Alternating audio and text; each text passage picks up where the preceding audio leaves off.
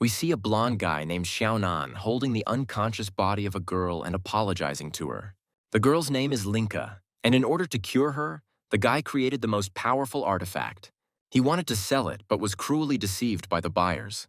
The blonde couldn't understand why all this was happening to him. After Xiaonan was deceived, power entered his body. The blonde decided that he had to take control of everything and see how the force could help him. The guy decides that he finally has an opportunity. He remembers Linka and thinks that he now has the opportunity to get her back on her feet. After the accident, Linka can no longer walk, but she is still attached to Xiaonan. Returning to the past, we see the well from the inside and how blood flows down its wall. The boy cries heartbreakingly and apologizes to the girl, who is unconscious. The blonde is also wounded, but continues to ask the girl to wake up. This girl is Linka, but she does not respond to the boy's pleas. The blonde man wakes up with a loud scream and jumps up, stretching his hand forward as if trying to reach something. Xiaonan freezes with his hand outstretched towards the computer and realizes that he dreamed it all. The blonde rubs his head and says that his vision has returned and is now harder to suppress. After a few seconds, his attention is drawn to something displayed on the monitor.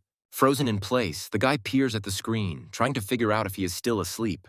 On the screen, we see an image of a red sword, which is called the Sword of Shin. The blonde looks at him in surprise. When he realizes that he is not dreaming, he jumps up and joyfully shouts that he has succeeded. A female voice comes from behind the door of the room, asking if Xiaonan called someone. The guy picks up the laptop and leaves the room, telling Linka what he has accomplished. The girl sits in a wheelchair and asks what he is talking about. Xiaonan shows her the screen and says that he got the only weapon in the north that many people are willing to pay for, so he has already put it up for auction. Linka says that this is wonderful and reminds him that college entrance exams are starting soon, so the boy will be able to pay for his own education. Hearing her words, the guy freezes in place. Xiaonan says he wants to use this money to get the girl back on her feet. The blonde reminds Linka that he says he will definitely find a way. The girl asks why the guy is so obsessed with this, because what happened then was not his fault. Linka says that Xiaonan shouldn't take all this on himself, but he interrupts her, saying that he should be responsible for the girl. The blonde sits down in front of her and asks if she wanted to become a dancer. Xiaonan gently takes the girl's leg. With a smile on his face, he says that he will definitely find a way to help Linka. The girl looks at him in amazement and wants to say something. However, she is interrupted by a notification that arrives on Xiaonan's laptop. The guy grabs the laptop and says that someone already wants to transfer him 100,000 for the Sword of Shin. Xiaonan runs out of the room, telling the girl that he is running to lunch and that she should not wait for him. Linka watches the guy leave. She looks away in embarrassment and says that the guy is very stupid to take this burden on himself. Sometime later, Xiaonan arrives at the meeting place appointed by the buyer. The guy thinks that these places are familiar to him and the buyer is probably a local. Xiaonan recalls that he will be paid 100,000 in cash, but he thinks this place is too remote. The blonde is checking the location on his phone when a silhouette appears behind him and asks if the guy's name is Nan Fengluo. The guy answers positively and names the buyer, asking whether he met the right person. A tall, muscular guy says that this is his husband's name and invites her to go to him. Xiaonan follows him shyly, thinking that the guy has very specific tastes. The tall guy raises his hand and tells the boss that they have arrived, which greatly surprises the blonde. Xiaonan begins to realize that something is wrong here and turns his gaze to the customer. A tall guy in a leather jacket walks towards the blonde and keeps laughing. The guy addresses Xiaonan by his real name and asks if he misses him. The blonde recognizes the guy as Huang Qifan, who had cheated him in the past and taken his equipment without paying. People begin to gather around Xiaonan, and Qifan says that he was surprised that the blonde could create weapons. Qifan offers the guy to give him the weapon voluntarily, otherwise they will beat him and take it by force. Xiaonan remembers how it happened in the past, but he is not going to give up. Turning sharply, the blonde tries to escape from the gang. However, he is almost immediately caught by the hood of his hoodie. The guy Xiaonan met first pushes the blonde back. They start beating the guy severely. After knocking Xiaonan to the ground, the gang starts hitting him, saying that the guy can't escape from them anyway. Sometime later, Qifan approaches the guy lying on the ground and orders his subordinates to stop. However, his pity lies in the fact that he considers Xiaonan to be a golden goose that can lay golden eggs. Qifan says that the blonde is a fine specimen, so nothing should happen to him. Xiaonan can only lie on the ground, thinking about what he did wrong. The blonde remembers that he promised Linka that he would do everything to help her become a dancer. That's why he's now clutching the stone tightly in his hand. Xiaonan jumps up from the ground and tries to hit the offenders with a stone. However, he doesn't have time to do anything because Qifan kicks him. Xiaonan is thrown to the side and almost smashes his head against the rocks. But the next moment, an unknown force begins to overwhelm him, forcing him to rise. At the point of contact with the stone, a light appears on the guy's forehead. Xiaonan feels like he's transported to another space, where he sees that the crafting system has been activated and a test run has been launched. The guy looks around and tries to understand how he ended up in this place. The system informs him that materials are available for processing. In front of him appears a piece of rebar, a used video card, the skeleton of an unknown animal, and a piece of wood. A cube appears in front of the guy and the system notifies that the materials have been confirmed and the transformation begins. The individual parts of the cube begin to form into a single whole, and after some time, everything takes its place and the system announces success. Xiaonan reaches out to the cube and says it is impossible. All this time, Qifan's gang sees the guy lying motionless on the ground, but at some point, lightning and clots of energy begin to burst out of his body. One of the guys asks where the lightning came from and if everything will be okay with them, to which Qifan answers vaguely and gets ready to leave. He is suddenly drawn to Xiaonan's voice, asking if it was Qifan who wanted to acquire the Sword of Sin. The gang turns in surprise towards the guy who was previously lying on the ground. Xiaonan stands in front of them with a raised red sword and asks what they think about it. The blonde jumps up and runs towards the guys. Running closer, he raises his sword over them, from which red flashes of lightning begin to emanate. The guys think there's something wrong with the sword and start arguing. But Xiaonan has already struck the first blow with his sword. Following the direction of the sword, flashes begin to diverge, blinding the gang. Against the backdrop of the evening city, a red glow spreads, with bright red lightning. When the lights go out, we see Xifan's gang crouched on the ground, covering their ears, trembling in fear. Qifan opens her eyes and sees that nothing happened and they are alive and well. The guys get up from the ground and look at each other, trying to find damage on the body. Meanwhile, Xiaonan looks at the sword in confusion and finds out that it is just a toy that looks and lights like the real thing. The blonde starts cursing at the system because he thought the sword was real, but he was set up. Qifan is angry at being deceived and sends his henchmen to catch up with Xiaonan. Taking advantage of their momentary hesitation, the blonde takes off and runs away. A cube appears next to Xiaonan again, and the guy asks what it is, because they are not in Manhwa, so there is a system nearby. The cube does not answer his questions. He asks to insert more than 2 materials. Xiaonan thinks about these words and begins to look around. On the sides of it, there are many objects and their cards with properties. However, Xiaonan doesn't have time to think and choose, so he grabs whatever comes to hand. These things become a metal pipe, a glove, and a firecracker. The blonde throws all the materials into the cube, ordering this time to create a decent weapon. A few moments later, the system notifies that after combining the materials, the guy managed to create the Devil's Hand. A huge glove appears on the guy's right hand, covering his hand from his fingertips to his shoulder and resembling a monster's paw. Xiaonan turns to face his pursuers and puts his hand forward, and a mouth appears in the middle of his palm. Qifan freezes in place, wondering if this is another trick. At this point, the glove begins to suck in foreign objects. Small and large objects are caught by air currents and rush towards Xiaonan. The banana peel ends up on Qifan's head, who begins to swear and threaten the blonde. Xiaonan says he can't do anything about it because it's his first time using the device. The blonde makes a joke about the guy's new hairstyle and starts running away, while Qifan orders his men to catch up with Xiaonan and beat him up. The next moment, the glove begins to throw out everything that it had collected earlier, and all these objects fly towards the guys. At some point, Xiaonan stops in place. The blonde sees an obstacle in his path that is not easy to overcome. The glove begins to dissolve into thin air just as Xiaonan realizes he's at a dead end. The blonde catches movement behind him and turns around. Qifan caught up with him and now looks at Xiaonan angrily, asking why he doesn't run away. The blonde realizes that he is in a hopeless situation. Xiaonan looks at the cube and says that they have nowhere to retreat, so the weapon this time should not be bad. The guy directs his powers and some materials into the cube, saying that now everything depends on the system. A second later, a huge metal shark appears next to the guy, and the system says that the guy created an explosive shark and received 1 point. Qifan looks at the object in shock and shouts that this is impossible. Xiaonan, in turn, looks at the rocket with enthusiasm. The blonde runs up to the object and grabs the handles. The next moment, the rocket soars into the air and Xiaonan, sitting on it, waves goodbye to Qifan. The gang stayed where they were, watching the blonde man as he left on the rocket, trying to understand what had just happened. One of the guys turns to Zifan and asks if they should go back. Meanwhile, Xiaonan is already far from the ambush site. As the rocket approaches the ground, legs emerge from its body and it lands on them. Xiaonan jumps off the rocket as its engine dies. A system appears in front of the blonde, asking if the guy wants to add this weapon to the magic book. The guy rubs his chin thoughtfully, thinking that the system works like a warehouse. Xiaonan remembers that he had never even received advice before and decides to look into the weapon's features. The book cover spreads out in different directions like a gate and begins to absorb the rocket. The shark-shaped rocket slowly sinks into the book, breaking into pixels. When it was all over, the system showed Xiaonan a photo of the weapon and its characteristics. The guy learns that the weapon is ordinary. The special thing is that it is a flying machine in the form of a shark. Xiaonan decides to deal with everything later and now heads towards home. A cold blue eye appears from the pitch darkness. An unknown human-like creature says that the most powerful system has been activated. The creature looks at the 9 burning symbols and says that the game has begun. Meanwhile, early morning dawns in the city.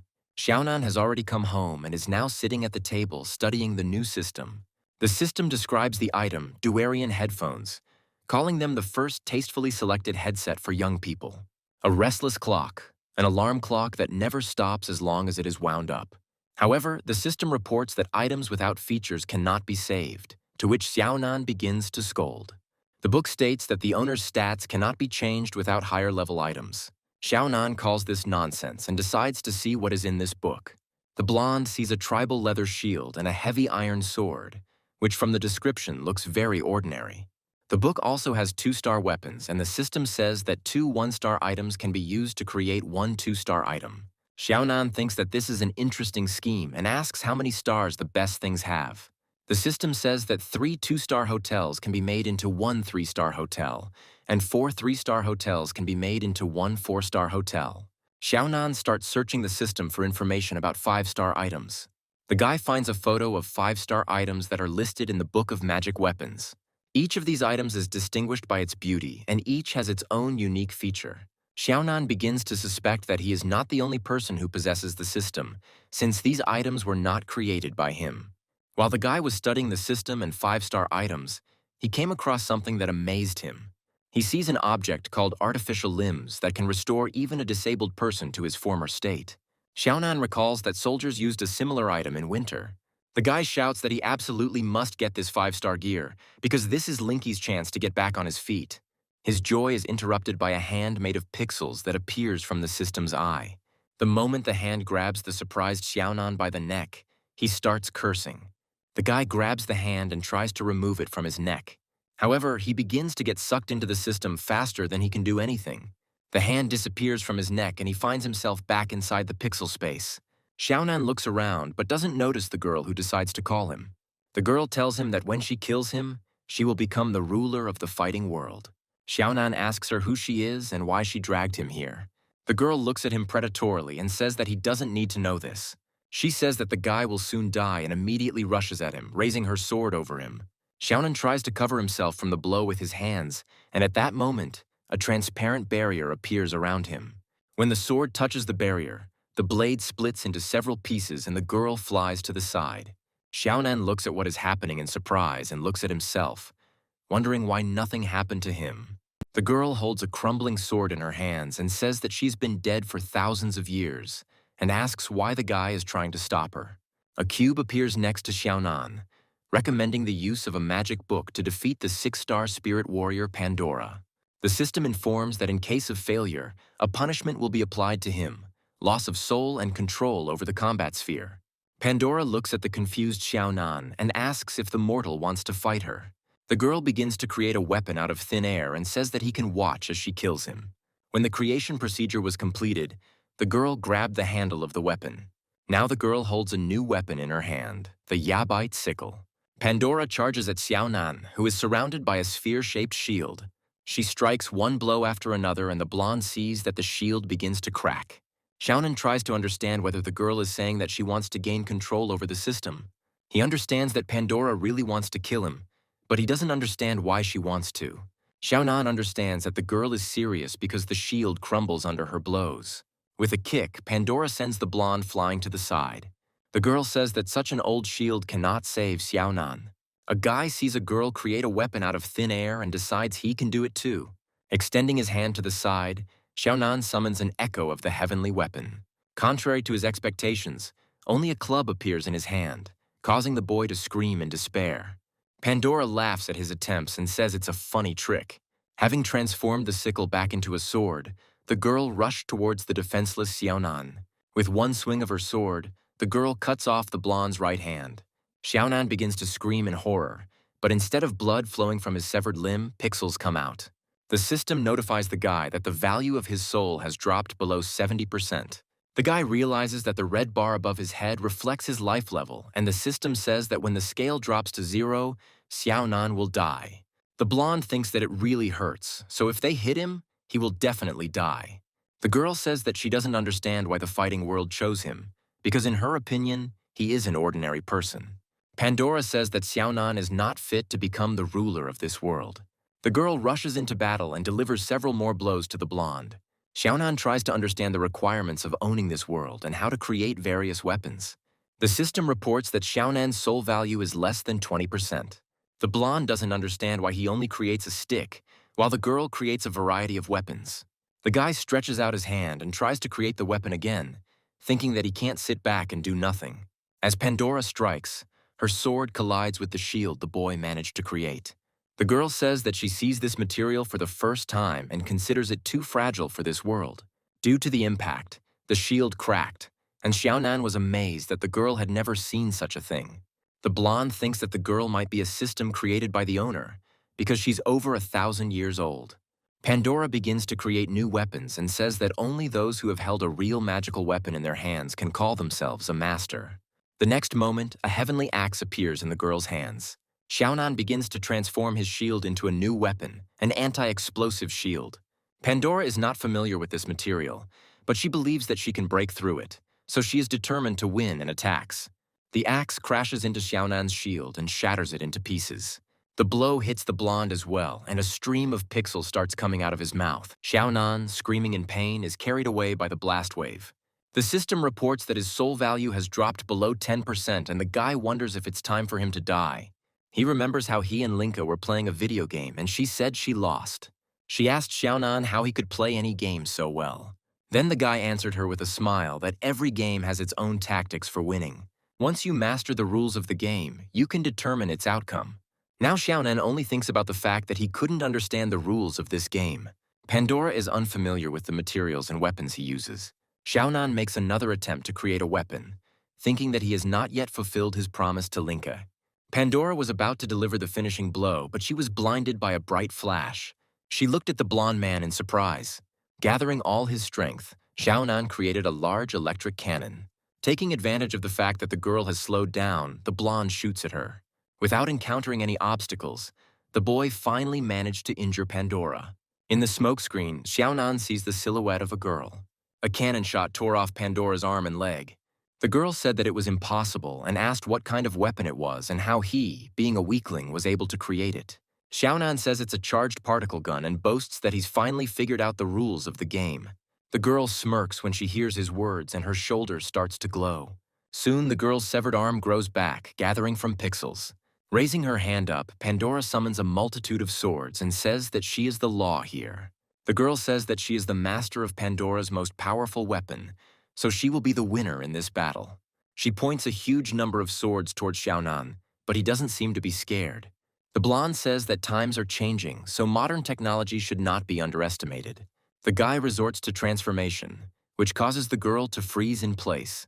In front of her now stands a huge robot, from which all the swords fly off and crumble into dust.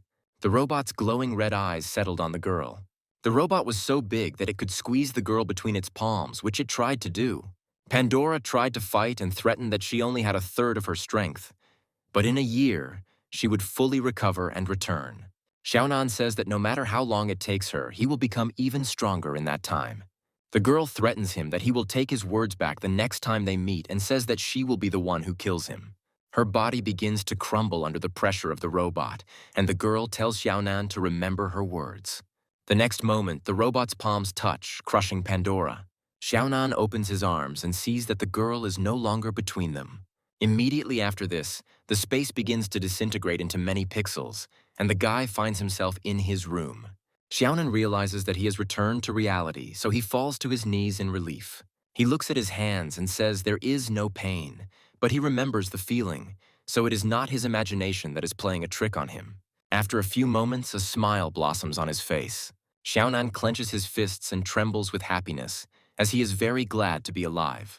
A cube appears next to the blonde, which informs him of a new task: defeat Pandora in a year and become the true ruler of the fighting world. Xiaonan gladly accepts this quest because he doesn't care whether he dies or lives, but he needs to get 5-star equipment for Linka. As he brings his hand to the cube, the boy thinks that he needs to do something important first. He decides not to do it at home, but to go to the hangar. There, a guy experiments with creating weapons using different materials. Once again, he succeeds in creating only the perfect non-stick frying pan. Xiaonan looks at it from all sides, but still doesn't see anything surprising in this object. He throws the frying pan aside, thinking that once again he has failed. The blonde falls into a chair and begins to think about what the trick of this synthesis is. Xiaonan had been in this hangar for 3 days already, but he still hadn't created a single 3-star weapon. The guy spent all his savings and rented a warehouse for materials, but nothing worked out for him. The blonde remembers the space he found himself in a few days ago. He doesn't understand why he could create any weapon there, but in real life it doesn't work. Xiaonan makes it clear with his feelings what kind of weapon he wants to create. He suggests that the problem may be in the materials. The blonde remembers how he and Linka played together and created weapons. There, the guy had to collect a certain amount of necessary materials. Only after this was he able to create a weapon. Linka was surprised that the guy could create a completely different weapon from a few items. Xiaonan explained to her what materials needed to be collected to create this or that weapon. The girl understood this system, but asked why a hammer could not be made from these materials. Xiaonan replied that they couldn't choose in the game, and suggested that Linka try playing the game too.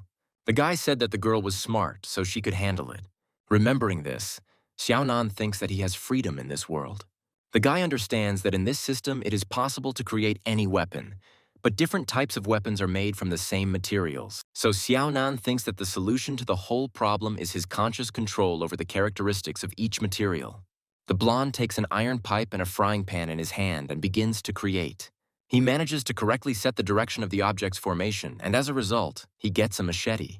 Taking it in his hand, the guy thinks that this can be considered a success, but it is far from perfect.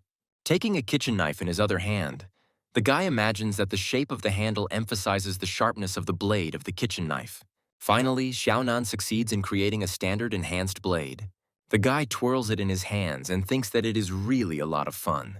Xiaonan continues to figure out the system and doesn't notice that Pandora's silhouette is watching him from the side. For some reason, the girl blushed and sighed heavily. She disappears into thin air as quickly as she appeared, remaining unnoticed by Xiaonan. Time goes by and the guy still doesn't leave the barn. After some time, the guy manages to create something special.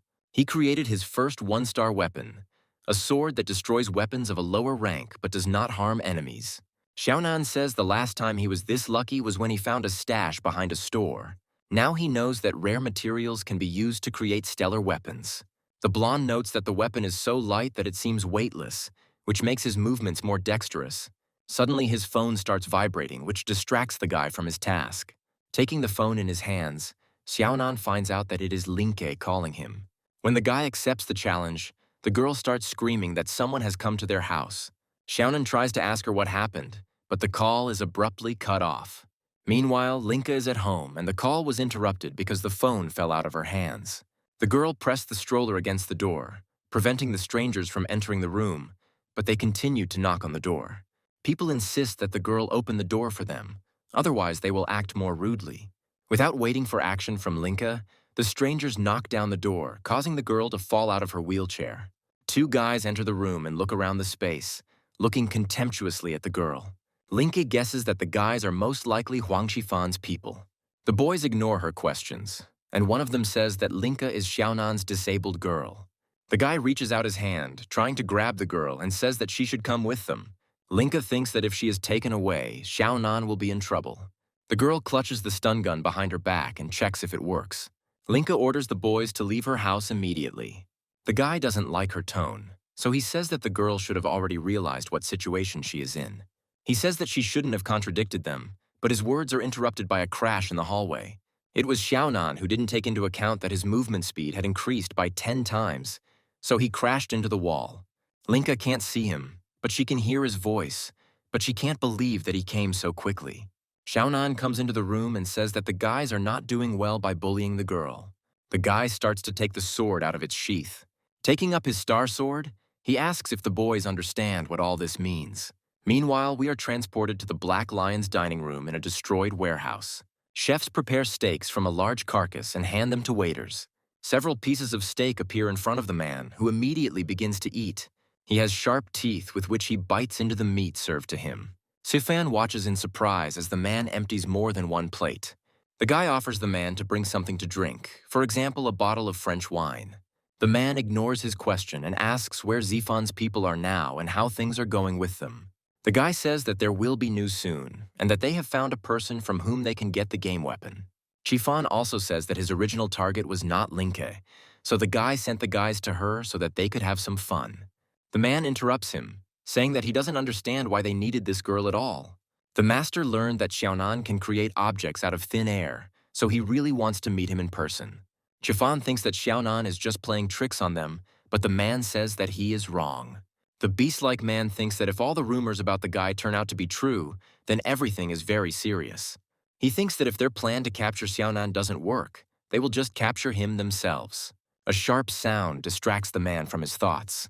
He sees a huge rubber duck flying through the door, with several people lying on its back. On the duck are two unconscious guys who broke into Xiaonan's house earlier. Chifan sees this and screams loudly, asking why the boys are doing such childish things. Meanwhile, unnoticed by their eyes, Xiaonan picks up the control panel. The duck is on wheels, so at the first command of the owner, it begins to move towards Chifan and the man. There is a loud crash everywhere. Furniture is broken and people are hit by pieces of furniture. The beast-like man watches this from the side and does not understand what is happening. The duck breaks the table and a plate containing several steaks that had previously been served to the man is smashed. Standing at the very entrance to the building is Xiaonan, who asks Chifan if he was the one they were looking for. The blonde man walks towards him, holding the storage book, and says that they haven't cleared everything up yet since last time. Chifan looks at Xiaonan angrily and asks if he wants to die. However, he is stopped by a man's hand, which rests on his shoulder. The man seemed to be burning with rage and asked if the blonde was by Xiaonan. The man's eyes burn with anger, and he asks how the boy dared to disturb his peace. Chifan takes out his sword and points it at Xiaonan, asking how dare he threaten them. Chifan orders his subordinates to bring him Xiaonan's weapon immediately. The blonde takes his star weapon out of the system and grins, saying that there are a lot of people. The guy takes his sword out of its sheath and says that it's enough for him to warm up. The beast-like man looks in surprise at the guy who pulled the sword out of thin air and realizes that he has exactly the ability he thought about earlier.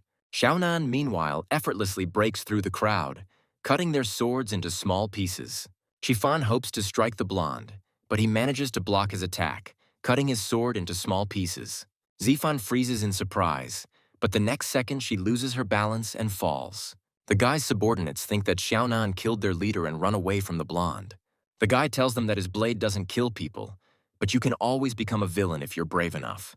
From behind Xiaonan, she hears a man's voice saying that they have finally met. The blonde instantly identifies which direction the voice is coming from and turns towards it, swinging his sword. However, the sword is stopped by large clawed hands.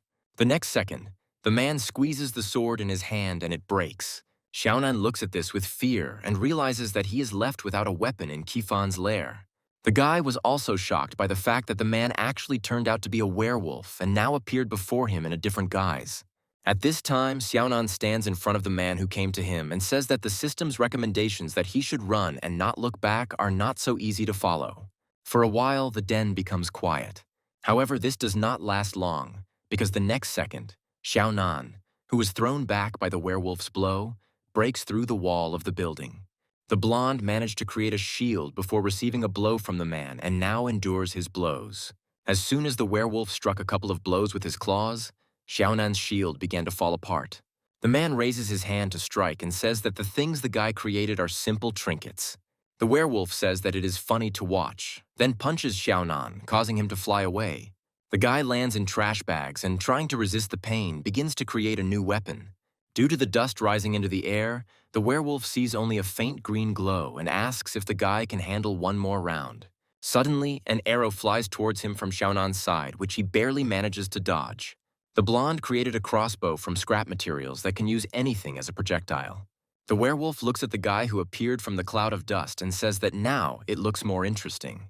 The man says they are starting the second round and rushes towards the blonde, dodging arrows. Xiaonan understands that at this rate, the werewolf will quickly get to him. The guy jumps to the side and shoots a double flail crossbow. A rope with 2 stones at the ends is wrapped around the werewolf and twisted around him, tying him up. The man looks at Xiaonan and asks if he really thinks this can stop him. However, the werewolf is distracted, which the blonde takes advantage of and throws a blue cube in his direction, saying that he has a different plan. The man looks towards the fragment flying towards him, trying to understand what it is. But the next moment, the fragment expands and a large metal cage lands on the werewolf. The tied-up man is locked in a cage, and now Xiaonan can get closer to him. The blonde looks at the man for a while, then asks what he really is. The werewolf looks angrily at Xiaonan and says that he needs to ask himself this question. The man asks the blonde what he is. Xiaonan clutches his bruised ribs and says that it doesn't concern the werewolf.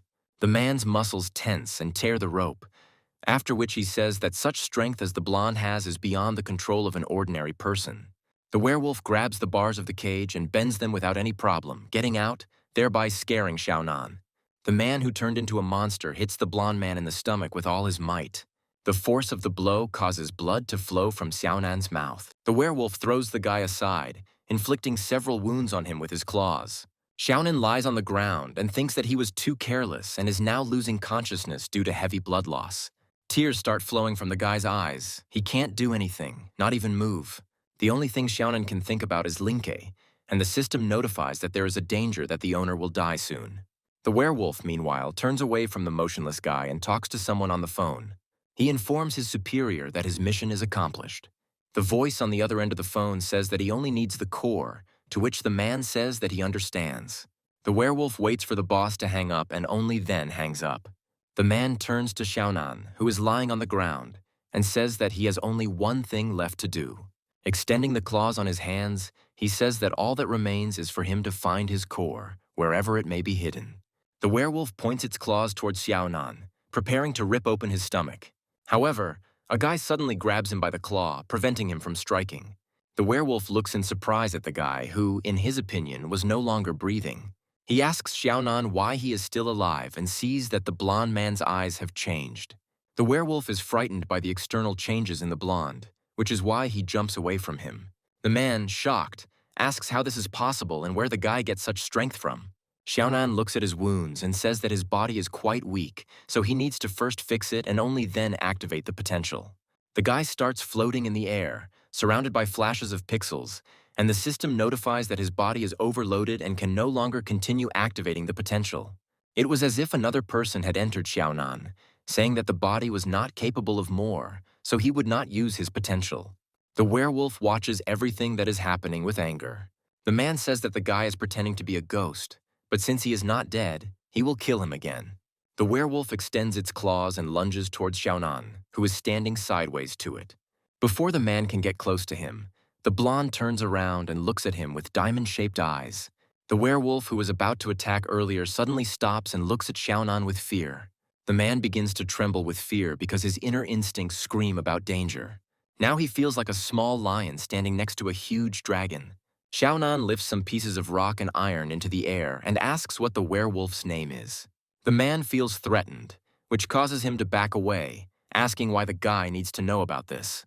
Having created a sword from the trash, Xiaonan says that his weapon will not cut the nameless one into pieces. The werewolf starts laughing, calling the guy crazy, because a couple of minutes ago he was defeated by a man. The werewolf points his finger at the guy and says that his name is Black Lion and recommends that he remember his name before he dies. The man grins menacingly at Xiaonan and says he will tear him to pieces. The werewolf jumps up and strikes the blonde, but he easily dodges. Black Lion continues to strike, but Xiaonan parries them with his sword. Each time, the blows become stronger and stronger because the werewolf's anger grows. A few blows later, Xiaonan's sword shatters into pieces. The guy jumps to the side, dodging the claw's strikes. Xiaonan notices that his hand is shaking and says that this body is already at its limit, so he can only use 1/10 of his strength. The black lion is already approaching the guy, and in the blink of an eye, he creates several blades of bizarre shapes. He points them towards the werewolf, saying that he needs to finish as soon as possible. 4 blades slam into the black lion, piercing his flesh. Chains begin to emerge from the blades. Each of the chains reaches towards the ground, pinning and immobilizing the werewolf. When the man looks up, he sees Xiaonan raising a huge spear above him and preparing to strike. Lightning envelops the spear, which defeats the werewolf with 1 blow. The man's eyes roll back and he loses consciousness, with black liquid beginning to flow from his mouth. Multiple bolts of lightning envelop his body, and black flashes begin to burst out of his mouth as if a spirit were leaving him. As the dark power leaves the werewolf's body, he becomes more and more human-like. His body is enveloped in a smoke screen, hiding him from the eyes of others. When the smoke clears, the giant werewolf is replaced by a decrepit old man who says that this cannot be. The old man says that Xiaonan is able to take away his power, but he doesn't have time to finish because the guy hits him in the face with his boot. The blonde orders him to die and sees a blue light coming from the unconscious old man's body. The flame begins to slowly transform into an unusual shape. Xiaonan notices this and rushes to grab it. He catches the black lion spirit by the tail, which was trying to escape from him. Xiaonan orders the escaping spirit to leave him alone. The spirit obeys him and begins to transform into a round blue ball, calming down in the blonde's hands. Xiaonan immerses the spirit into the book, and it is described as a broken beast soul that can increase the star rating of a weapon. The blonde looks at the spirit in amazement, saying that they too can recover. A stream of pixels begins to emerge from Xiaonan's head. Soon, the spirit of Pandora, whom he had defeated, emerges from his body. The girl says that time is up and tells Xiaonan not to forget about their agreement. Pandora disappears into thin air, saying that she is very interested to know how the guy can repay her. Xiaonan let Pandora's spirit into his body when he was on the verge of despair and is now immensely grateful to her. Suddenly, the soul in his hand begins to burn with a crimson flame, attracting his attention. The beast spirit asks Xiaonan what kind of system it is that gives him strength. The blonde is frightened by the appearance of a strange spirit and throws it aside. The spirit complains that it is not a ball, but Xiaonan does not pay attention to this, saying that the strange thing can also talk. The blonde points his finger at him and says that since he was able to master the power of the lion, it means that he is also the owner of the system. Xiaonan takes courage and orders him to tell Qifan not to touch him again. The spirit begins to laugh at him and asks if he really cares about such a trifle. Xiaonan looks at him in surprise and asks what he means. The spirit calls the blonde a fool and says that he just wants to explain to him exactly how the system works. A system is a force that controls the world, and each system is separated from the outside world. The system itself has become a full-fledged world, and this world within the system is superior in power to the real world. The owner of the system is a god in this world. Xiaonan latches onto the words that there is more than one system and understands that they are not the only ones who have it. The blonde suggests that the spirit specifically summoned the lion, since the owners of the systems can absorb each other. The spirit laughs, saying that the guy is smarter than he seems at first glance. He calls it the law of the jungle, where the fittest survives. Such are the relations between the owners of the systems. The owner of the system advises Xiaonan to give up, because when the spirit achieves final victory, it will have a lot of fun with the blonde. The guy squeezes the spirit with both hands and says he agrees to try. After this, Xiaonan tears the spirit into two, ordering it to attack. The blonde warns him that he is not afraid of trouble. The torn-apart spirit begins to be absorbed by Xiaonan's system, and in the end, he says that in this case, the blonde will soon die. A new item, the pure soul of a beast, is displayed in the system storage book. Xiaonan realizes that the system both helps him and makes him a target for other owners, and there is no information about who they are. Suddenly, the guy shudders and breaks out in a cold sweat. Xiaonan looks at his shaking hands and realizes that his vision is starting to blur. At this time, the system owner who sent Black Lion to look for Xiaonan stood up from his seat. He laughs, licks his lips, and says that he likes impudent people like this guy. After laughing a little more, the guy snaps his fingers. As if on his silent command, the cages standing around him open. Each of the cages contains monsters, and the owner tells them to get ready for a treat. We return to Xiaonan, who suddenly opened his eyes, coming to his senses. He jumps up on the bed with a scream and starts looking around. The wind blows through the open window of the room and brings fallen autumn leaves into the room. The guy calms down and looks at the things around him in surprise. Xiaonan guesses that he is now in the hospital. The guy is about to get out of bed to find out who found him and brought him to the hospital. However, as soon as he pushed off the bed with his hand to stand up, he flew into the air a couple of meters. After that, he immediately fell back onto the bed, not understanding how this could have happened. At this moment, his attending physician and nurse enter the room and look at what is happening in surprise. They greet the guy who is trying to fix the broken furniture. The doctor decides to hold the conversation elsewhere and invites the guy to his office. After their conversation, Xiaonan learns that someone brought him to the hospital and helped pay for all the expenses. The doctor says that the guy's body condition is much better than other people's, so he can already be discharged. Xiaonan remembers that he broke a lot of things in the ward, but the doctor says that everything has already been paid for, so he doesn't have to worry. He is about to offer Xiaonan something if he feels guilty, but the guy jumps up and says goodbye. The blonde doesn't need to pack his things, so he immediately heads for the exit of the hospital. The only question that goes through his head is who saved him and paid all the expenses. The guy didn't expect that his powers would get out of control and harm him and the things around him. The guy activates his power and his body becomes covered in a faint glow. The next moment, he takes off at high speed and thinks it's really cool. In a short period of time, Xiaonan successfully reaches home. Linka meets him at the apartment, and he asks her if something happened. The girl saw how fast the guy flew into the apartment, so the guy says that he still doesn't fully control his strength. All his conversations are interrupted by Linka, who cautiously calls him by name, forcing him to shut up. The girl looks at her hands folded in her lap and asks Xiaonan to never leave her again in the future. Her hands are shaking from an excess of emotions, and she asks him not to leave her, even if the guy cannot tell her his secrets. Xiaonan sees that the girl is worried, so she walks up to her and covers her hand with hers. He looks into her eyes and swears that he will never leave her again. The guy also tells Linka that he wants to tell her something. Xiaonan finally decides to tell her about all the events that happened to him after she appeared. Linka listens attentively to his story, after which he asks if all this is dangerous.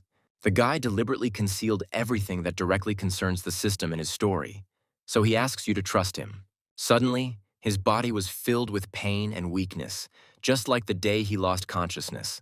Xiaonan is unable to stand on his feet, so he falls to his knees, which makes the girl scared. Linka slides out of the chair and crawls towards him, asking what's happening to him and says that the guy is bleeding.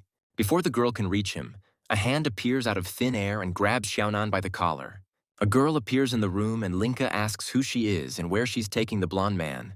Pandora hadn't paid any attention to her before and grabbed Xiaonan by the collar and was about to leave. However, she was stopped by the girl's cries, which made her turn and look at her. Linka's face was covered in tears and she looked at Pandora with hope. The warrior turned away and entered another space with Xiaonan, saying that he would be fine. Xiaonan comes to his senses inside the space and sees a doll with a huge hole in its body. The guy asks why the doll looks like him and asks if the winner's contract has anything to do with it. Pandora reminds that the guy himself made a contract with her, and this doll is his almost destroyed soul. Xiaonan is amazed that the girl says this so calmly and asks if she did this to him. Pandora says that his body was too weak for her potential, so she deliberately enhanced it. The girl also says that the guy has earned himself 3 more months of life, which she congratulates him on. Xiaonan shouts at her that they have an agreement that he will fulfill in a year, so he will not give her his system so easily. However, his hands begin to shake again, and he says he is not sure he will live to see that day. Pandora says she doesn't understand why the guy is doing all this, and asks if the girl he likes is to blame for this. Xiaonan interrupts her and says that it's not that he likes her. All this time, the guy lived for her, and as soon as he saw her, he was firm in his decision. He had long ago decided that he would protect her all his life. Xiaonan and Linka grew up together. Her parents died early in an accident. The guy doesn't want to leave her alone and wants her to always be happy and safe. Pandora interrupts his speech, saying that she doesn't understand people's feelings very well anyway. The girl tells Xiaonan that until she fully recovers her strength, she will not be able to fight in her fighting form. Pandora says that the guy's life will depend on her for the entire year. The girl directs her powers towards Xiaonan's soul, and the hole on it begins to slowly heal, leaving a cross-shaped scar in its place. Pandora reveals that in addition to absorbing each other in a battle between masters, the opponent's strength is also a support for restoring one's own soul. Xiaonan suggests that in order to start a fight, One must take the initiative. The guy thinks that his student life will clearly be eventful. It was school time, and Xiaonan and Linka went to class, and the boy tells the girl that the weather is nice today. The blonde guy invites the girl to go for a walk to the playground, and she agrees. Xiaonan notices a pop-up window in the system, in which he sees that he has 3 months, 14 days, 14 hours, 24 minutes, 34 seconds left to live. Linka calls the guy and asks if he is going to take the entrance exams. The guy answers in the affirmative and says that he will prepare well because there are still 3 months left before them. Xiaonan decides to ask the girl if she is thinking about entering Huada University. The girl does not answer this question and says that she knows that the guy is hiding something from her. She understands that the guy doesn't tell her anything because he doesn't want her to worry. Linka says that despite this, she will always support him. Xiaonan looks back at the girl with gratitude and does not notice the threat lurking among the trees. The hooded man has been watching them for some time now and now takes out his blade. Xiaonan senses movement behind him and grabs Linka in his arms, dodging a blow that cuts the wheelchair into pieces. The guy lands at a distance from the attacker. Xiaonan begins to examine Linka and asks if she is hurt, and the girl says that she is fine. The guy looks towards the unknown person and sees that he is already running towards them. Xiaonan leaves the girl aside and runs in the other direction, trying to lead the attacker away from the girl. However, the same person blocks his path. Taking advantage of Xiaonan's confusion, the unknown person stabs the guy in the stomach with a dagger. A white tiger's face appears from under the cloak, and it looks quite surprised. Meanwhile, Xiaonan had already taken out his new weapon from the storage book, a glove that now emits lightning. An explosion erupts from the glove, but does not hit the beast, as it manages to jump to the side. The unknown creature lands, dodging the asphalt shards flying towards it. Tiger throws off his cloak and says that the guy thinks too much of himself if he thinks he can defeat Black Lion's men. Xiaonan guesses that he is from that very gang and says that he thought he would meet their master in person. Tiger says that Mr. Li is many times stronger than the guy, so he doesn't want to waste his time on him. Suddenly, the tiger shouts at the cat to stop fidgeting and hurry up. Xiaonan turns back when he hears Linka's screams. Next to the girl stands a girl with cat ears and a tail. The cat girl notices that she has been noticed, but does not stop strangling Linka. Suddenly, the girl starts asking for forgiveness and stops looking at her. Tiger says the cat did a good job and orders Xiaonan to surrender if he wants his girlfriend to live. The blonde has no choice but to give up, so he removes the glove from his hand. As soon as he does so, the tiger rushes towards him, saying that it is time for Xiaonan to die. The guy folds his hands in a protective gesture, although he understands that this will not help him. At this moment, he seems to plunge into another dimension in which time stops. However, before he can reach the guy, he is knocked down halfway by an unknown guy. Without waiting for the tiger to strike, Xiaonan opens his eyes and begins to look around. His gaze falls on something he didn't expect to see. He sees a guy with long dark hair checking his watch and saying it took 5 seconds longer. The guy says that he has been too relaxed lately, which is why he stayed late. What surprised Xiaonan most was that the tiger that had tried to attack him a second earlier was now lying unconscious. The blue-eyed guy turns to the blonde and greets him, saying that this is their second meeting. The boys stand opposite each other but say nothing else. Xiaonan immediately remembers Linka and calls her, and the girl replies that she is fine. The girl looks at the cat and says that it suddenly fell unconscious. Xiaonan turns to the dark-haired boy and asks what he did. Flashes of blue lightning begin to appear behind the dark-haired boy, and the tiger begins to scream. The tiger has transformed into a terrible monster with many spikes, and now asks how the guy dared to hit him. The dark-haired guy calmly and with a smile on his face tells Xiaonan that he will deal with the tiger first. The transformed tiger rushes towards the calmly standing guy. The dark-haired man takes several cards out of the inside pocket of his jacket. He throws them towards the tiger and says they will end beautifully. The cards turn into sharp icicles on the fly and stick into the tiger's body. Once the fragments reach their target, they begin to grow, covering the beast's body with icy growths. A few moments later, a large block of ice appears in place of the tiger, with ice peaks sticking out in different directions. However, the dark-haired guy doesn't stop there and deals a crushing blow to the boulder. The ice floe breaks into many small pieces. The guy lands near Xiaonan and he asks if the dark-haired guy really killed the tiger. The guy extracts a soul from the fragments and says that the ability of the animal world is to instill a soul into a human body.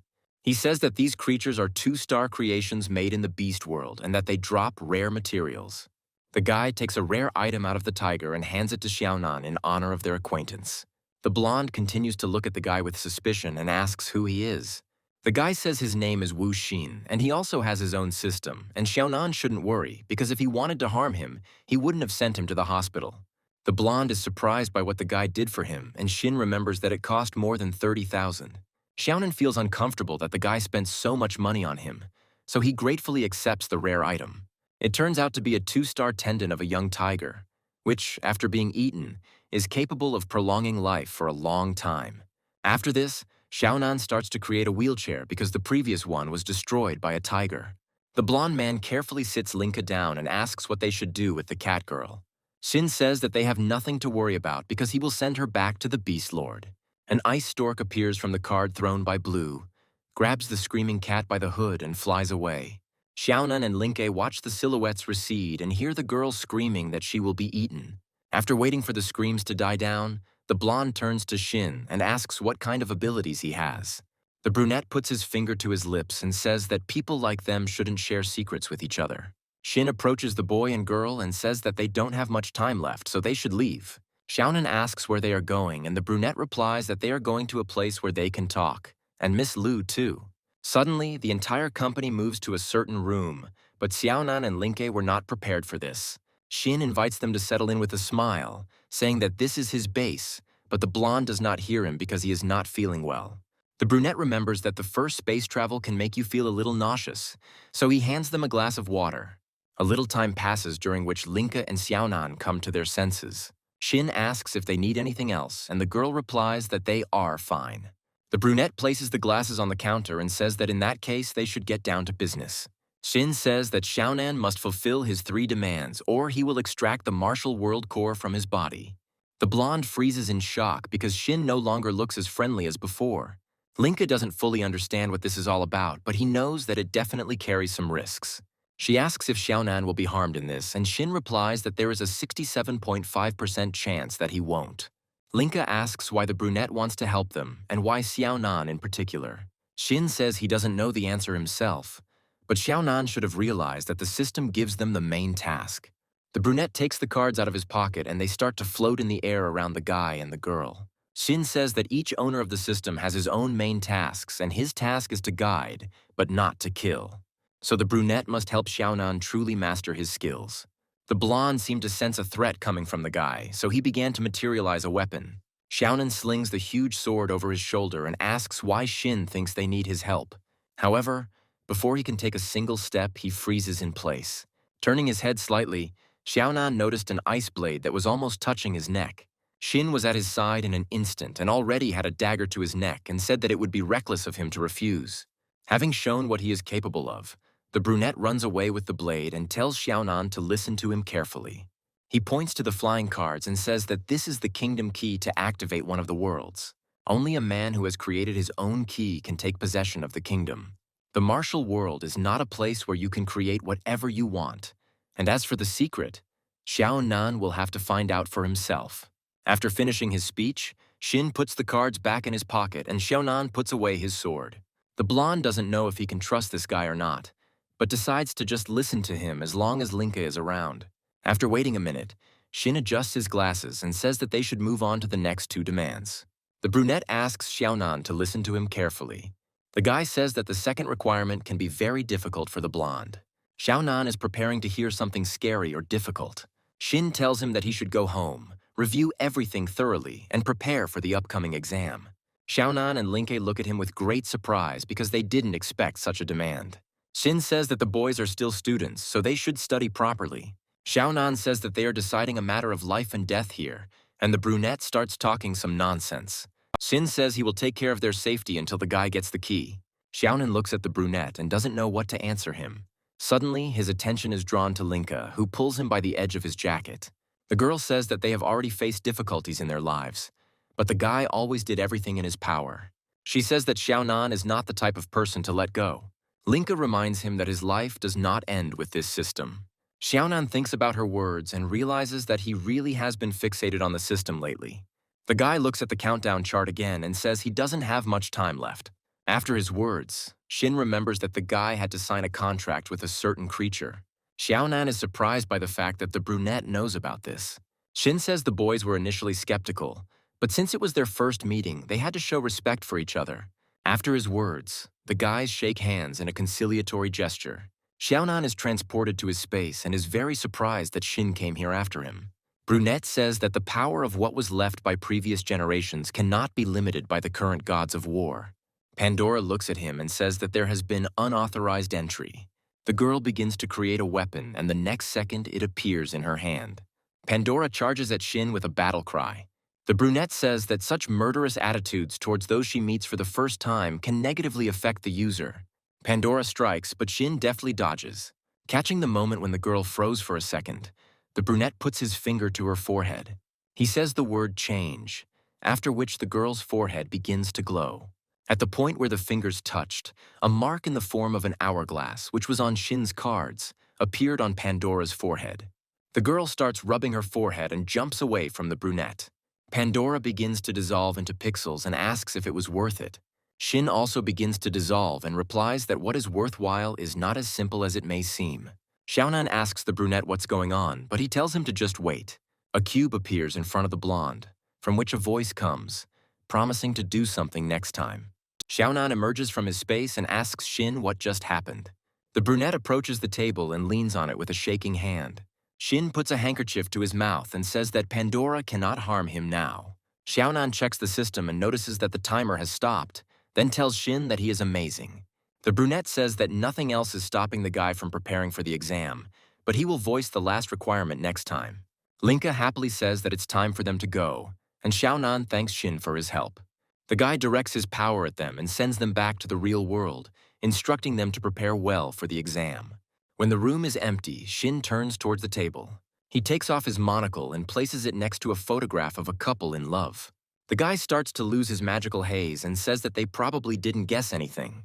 Instead of the usual young guy, there is now a gray-haired man standing and looking at the photo, saying that Xiaonan's eye is not that sharp yet. Shin looks at the picture of the couple in love and tells them not to worry because he will take care of the guy. Suddenly, the man's body is pierced by pain, which makes him flinch. He puts a handkerchief to his mouth and begins to cough, leaning against the counter behind him. Pulling the handkerchief away from his mouth, the man notices blood on the perfectly white fabric. Shin says that Bai Xiaonan is the 9th god of war, who is now his last hope. Meanwhile, Xiaonan and Linka head home on the rocket that the boy had created earlier. 7 days had passed since the meeting with Shin. As he said, a week passed without any incidents. On the floor, we see beads of sweat and hear the countdown 286, 287, 288. The count is kept by Xiaonan, who is doing a specific exercise. The guy does one-arm push-ups and thinks that he can spend all his free time exploring his new body. Having finished the exercise, the blonde gets up from the floor and picks up a towel. The guy is thinking about how to create his own key and at the same time wipes the sweat from his face. Xiaonan had been trying to create items all week, but he still hadn't come up with anything useful. After training, the guy decides to take a shower. After all the bath procedures, he changes clothes and dries his hair. Having got ready, he runs out of the apartment because it is time for him to go to class. After some time, he picks up Linka, and now they are going to classes, and the girl expresses her concerns about the trial exam. The guy looks at her and tells her not to worry because she's doing well in school. Linka looks back at him and says that she is worried not about herself, but about him. Xiaonan realizes that he has been focusing mainly on the system lately and has somewhat forgotten about his studies. While they were talking, a guy ran up to them from the side, greeted Xiaonan, and said that they hadn't seen each other for a long time. The gray-haired boy asks if Linka and Xiaonan still live together, and the blonde boy answers yes. The guy smiles at his answer and says that in the future they will have no other choice but to get married. His words make Linka and Xiaonan blush. We learn that the guy's name is Ansui and that an angry Xiaonan is now trying to strangle him. The gray-haired man swears that he will not say that again, and the blonde man lets him go. Ansui says they have a new teacher, but Xiaonan doesn't understand why they would change teachers right before the exams. A white cat with a red scarf around its neck watches their conversation from the side. Her keen gaze is directed specifically at Xiaonan. As if he felt someone's gaze on him, the guy turns around and looks towards the roof. However, he sees nothing there and decides that he just imagined it. Ansui notices his friend's behavior and turns around too, asking what's going on. Xiaonan says that he just imagined it, after which the friends move on, continuing their conversation. In the classroom, the children are met by their classmates and welcomed to the 3rd grade. They ask Xiaonan when he is going to treat them to wedding wine. Ansui is infected with their mood and asks the blonde to be sure to treat them after the exam. Linka and Xiaonan angrily yell at him, ordering him to shut up. Within moments, the room is filled with their laughter and conversation. They don't notice a man enter the classroom with a basketball and throw it towards Xiaonan. Right in front of the blonde's nose, the ball is stopped by someone's hand. Ansuya. The guy who threw the ball tells them that if they want to laugh and make noise, they should go back to their last class. Ansui squeezes the ball furiously and tells a guy named Xiaohei that classes haven't started yet and he might have hit someone. Xiaohei says that accidents happen and they can complain to the principal about him if they want. Ansui replies that the guy only takes advantage of his position and even gets into a sports school at the director's expense. The friend is interrupted by Xiaonan, who steps forward and asks if Xiaohei would like to play with him. The blonde says that if the guy wins, he will never see him again. Xiaohei smirks at his proposal, but agrees. A group of guys approaches him, after which he advises Xiaonan to start assembling a team.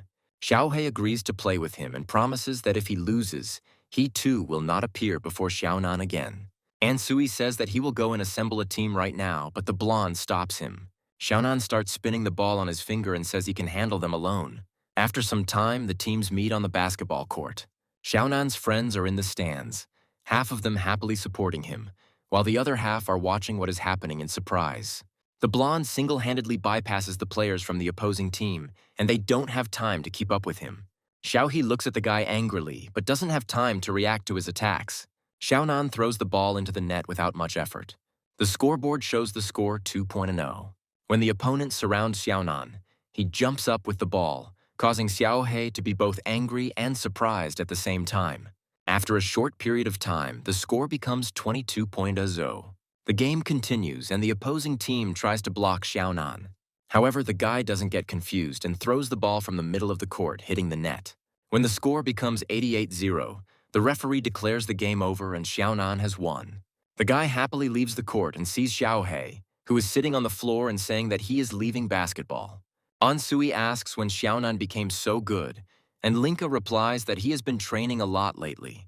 A minute later, Xiaonan approaches the friends and a conversation begins between them. The blonde is being watched from the side, but he doesn't notice it. A red-haired girl watches him and sighs as she looks at him. It's time for lessons, and when the teenagers quiet down, the teacher enters the room. Xiaonan seemed to ignore him, but when the teacher began to introduce himself, he turned his head in his direction. The teacher took a piece of chalk and wrote his name on the board, Wu Chao. The man turns to face the class, saying that from this day on he will be their new teacher. Xiaonan looks at him in shock, not understanding what Mr. Wu is doing here. The teacher says that he is a professor at Huada and that the principal invited him to reduce their stress from studying. Ansui sees Xiaonan's reaction and asks if he has seen this man before, but the blonde replies that he doesn't remember. A friend is thinking that the blonde has been acting very strange lately. Xiaonan looks at his friend with surprise and anxiety, not knowing how to explain his behavior. Suddenly, Ansui suggests that the ancestral spirit attached itself to the blonde and began to teach him how to cultivate immortality. Or he might have received some kind of system. Xiaonan decides to turn everything into a joke and says that the guy has too much imagination and recommends that he write a book or a TV series. While the boys are laughing, they don't notice what's going on around them. But a piece of chalk that flies into the blonde's head brings them to their senses. The teacher looks at Xiaonan with a smile and asks him to behave more politely during the lesson. Otherwise, he threatens that next time it will be anything but petty. Written in small print on the chalk is a message from the teacher telling them to meet at Orange Peak after class. All the classes passed in such anticipation, and finally the last bell for the day rang. The corridors immediately filled with bustling and laughing students. While sitting in her classroom, Linka noticed Xiaonan walking past the classroom, accompanied by Mr. Wu.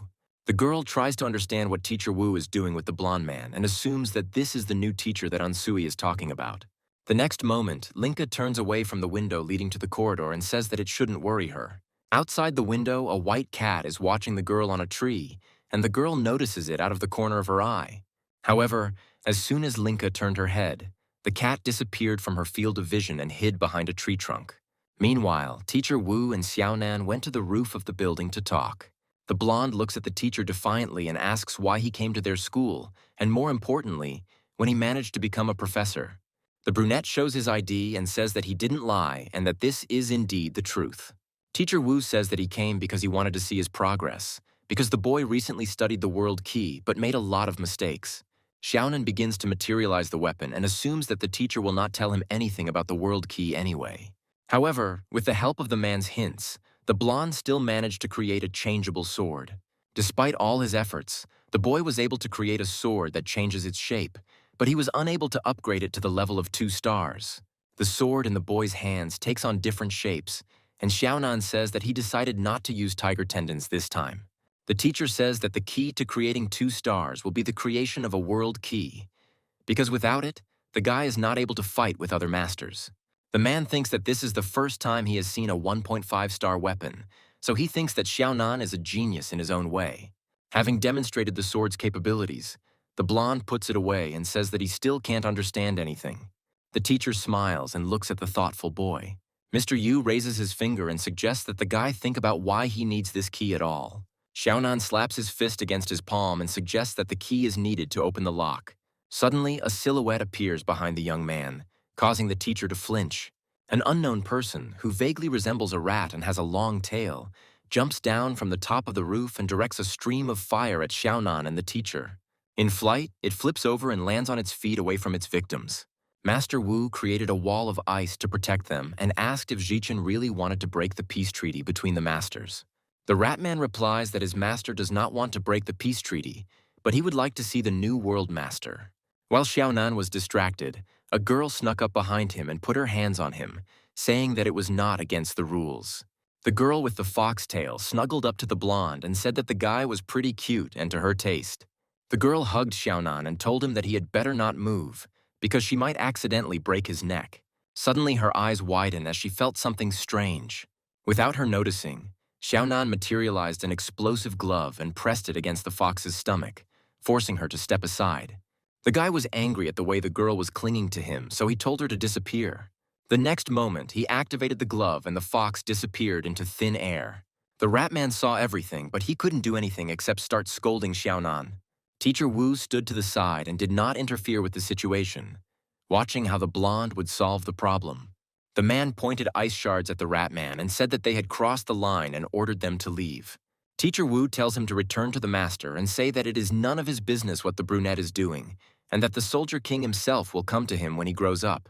The Ratman dodges the shards and jumps off the roof, saying that he will definitely pass on his words. Ansui watched all this from the side and decided that Xiaonan was acting strangely and followed him. Teacher Wu watches the Ratman walk away and hears Xiaonan suggesting they take a break. The man thinks that he still feels very strange after this meeting. A pink mist, similar to the one that formed into the fox girl's tail, slowly stretches into one of the classrooms where the red-haired girl sits. Her eyes glow pink, like the girl on the roof of the building. The girl sits right behind Linka and, grinning evilly, thinks that they need to have some fun.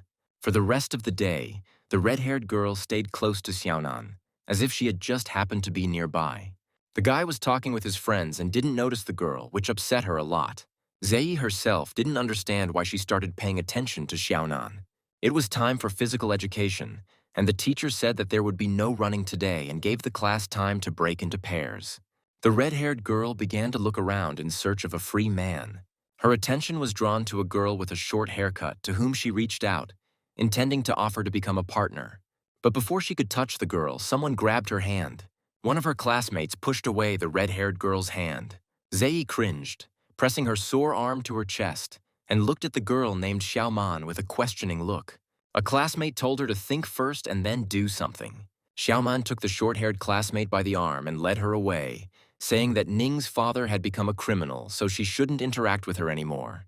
Zei heard her words and screamed that her father had done nothing and had been falsely accused. But her screams did not reach her classmates, and they only talked about how the girl dared to come to school. Behind her back, her classmates called her the daughter of a criminal and asked how she could study in the same school with them. Zei could only stand there and cry under the onslaught of whispers, because even if she screamed, no one would hear her. The teacher asks if the teams are ready, and someone asks if 3 of them can participate. They justify this by saying that they get along well with each other, but in reality, they just don't want to be on the same team as Jie. The teacher does not notice the girl sitting on the other side of the crowd and offers to begin, but he is interrupted by a student. Xiaonan walks up to the class and says there is another team moving closer to Zei. The girl still cries and tells Xiaonan to forget about her and not pay attention to her. However, the blonde replies that as long as she is not guilty of anything, no one has the right to judge her. He tells her to get up, be brave, and follow the path she has chosen for herself, and not live in a world of gossip and rumors. The girl looks at Xiaonan in shock, not understanding why he is being kind to her. She thinks that it started the moment she laid eyes on him. Despite his kind-heartedness, he still didn't pay attention to her, especially when Linka was nearby. The girl believes that it is her own fault, because it was she who did not tell him about her feelings, which is why they grew apart in high school. Zei's thoughts seemed to be carried away to another space, where the silhouette of a fox touched her. Lisa says that the student thinks in an interesting way, as if she herself had become younger. Zei opens her eyes and hears the fox telling her that she will help her kill Linka and then Xiaonan will become her complete property. Having come to her senses, the schoolgirl pushes the spirit away from herself and asks who she is. The fox stretches her elongated fingers towards Zei and says that she will take her body and do something that the girl has never dared to do. The girl's body seems to be entangled with many tentacles, preventing her from moving independently. From that moment on, her body is completely controlled by the fox that has taken over her body. Having gained control, the fox walks up to Linka and places his hand on her shoulder. She looks friendly and asks the girl what she's doing. Linka looks out the window and says that he sees a frightened cat sitting on a tree outside the window. She's scared because there is a big black dog sitting under the tree and barking menacingly. The fox says that the cat is in danger and invites Linka to go down and help him. Linka says that she can't do anything anyway and the lesson will start soon, but the fox persuades her to go with her. The girl looks out the window and sees a cat shaking with fear and accepts her classmate's offer. Zei helps Linka push the stroller, and soon they find themselves under the very tree where the cat is sitting. Unbeknownst to the girl, the fox uses its abilities on the dog. The dog feels that he has been taken over and turns towards the new arrivals. The next moment, as if led by an invisible force, the dog rushes towards Linka, who is sitting in the chair. The girl is frightened and tries to cover herself with her hands, telling Zei that the dog is rushing straight towards them. But the dog doesn't have time to harm them, because Ansui runs out from the side and kicks the dog to the side. The fox looks angrily at the man who thwarted her plans. Linka is still scared and asks Ansuya how he ended up here. The guy says that he wanted to talk to her, and her classmate said that the girl went outside. Zei begins to thank Ansuya for his help, but he does not respond to her, suggesting that Linka talk in private. The guy lowers his eyes and says that the conversation will be about Xiaonan. Linka is surprised, but cannot find a reason to refuse, so she agrees. Ansui takes control of the stroller from Zei and they move away from the girl. Lisa scolds the guy who suddenly appeared. She thought that having sensed danger, Xiaonan would come in person. Suddenly her thoughts are interrupted by a voice asking how the fox is doing. In the blink of an eye, darkness opens up before the girl, in which two huge yellow eyes are burning. The girl promises that soon she will be able to stop the Soldier King from creating the World Key. The master became angry and said that the girl must do it now because they needed to absorb Xiaonan's world as soon as possible. The owner threatens her that if she fails, she will face inevitable consequences, which frightens the girl even more. The master hopes that the fox has understood him and leaves. The girl starts to get angry and turns towards the departed Linka and Ansuya. Her eyes begin to glow, her claws lengthen, and a pink tail of smoke appears behind her back. We flash back a few hours to when Xiaonan and Mr. Wu were talking on the school rooftop after the attack. Master Wu says that Li Zhicheng is the best master in the world and he can't wait to meet him. Xiaonan says that Mr. Wu can call him by his first name, which causes the man to look at him. The teacher hopes that Xiaonan can withstand Li Zhichen's pressure and pass the college entrance exam. The blonde sighs, saying that no one can guarantee that no one will bother him again. Xiaonan asks how many systems there are in total, and the teacher says that he knows 3 more systems: the animal world, the art world, and the life world. Mr. Wu reassures the blonde man, saying that only Xi Chen has such a personality, and the other masters speak very well. Xiaonan asks if they want to peacefully coexist with other world masters. The teacher says that they recently made this decision, so a master who has less than 2 stars will be free to develop. Xi Chen was the first to expose Xiaonan and wanted to absorb him before others knew about him. The blonde is frightened by his words, but he asks what Mr. Wu himself, who is also one of the masters of the world, thinks. Xiaonan asks the teacher if he is really here to help him become a master. Mr. Wu turns around and walks off the roof, saying he can't answer that question right now. However, he asks you to believe that his ultimate goal is to make sure that the boy can survive until the end of this world battle of masters. Xiaonan was very puzzled by his words, but looking back, he realized that the teacher had never harmed him. Despite his reticence on some issues, Xiaonan says she trusts him. Xiaonan begins to dive into his inner space and sees a strange picture. Pandora is no longer dressed in her battle uniform, but has changed into her home clothes. She sits on the couch and watches TV, laughs loudly, and eats chips. In another fit of laughter, she throws her head back and notices Xiaonan standing next to her. The guy looks at her with a smile and says that they haven't seen each other for a long time. The girl starts to get angry and rushes at Xiaonan, preparing to strike. However, her fist crashes into the transparent shield that stands around her space. The girl starts knocking on him, asking Xiaonan to let her out, but the guy says that he doesn't know how to do it. Pandora says that because of the contract, the boy cannot take the power of other masters of the world to compensate for the power he spent. Xiaonan says that he did not come for this reason and asks the girl how to make a world key, hoping for her help. The girl says that the guy is funny because her goal is to kill him and he thinks that she will help him.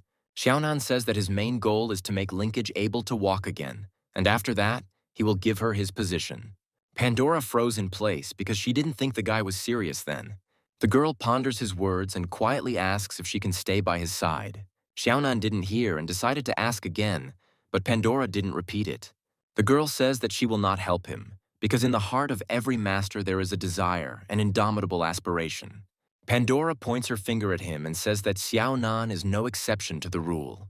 She says that the world is a collection of desires, and the so-called worlds exist to achieve their desires. Xiaonan asks what these wishes are, but notices how colored water begins to envelop him.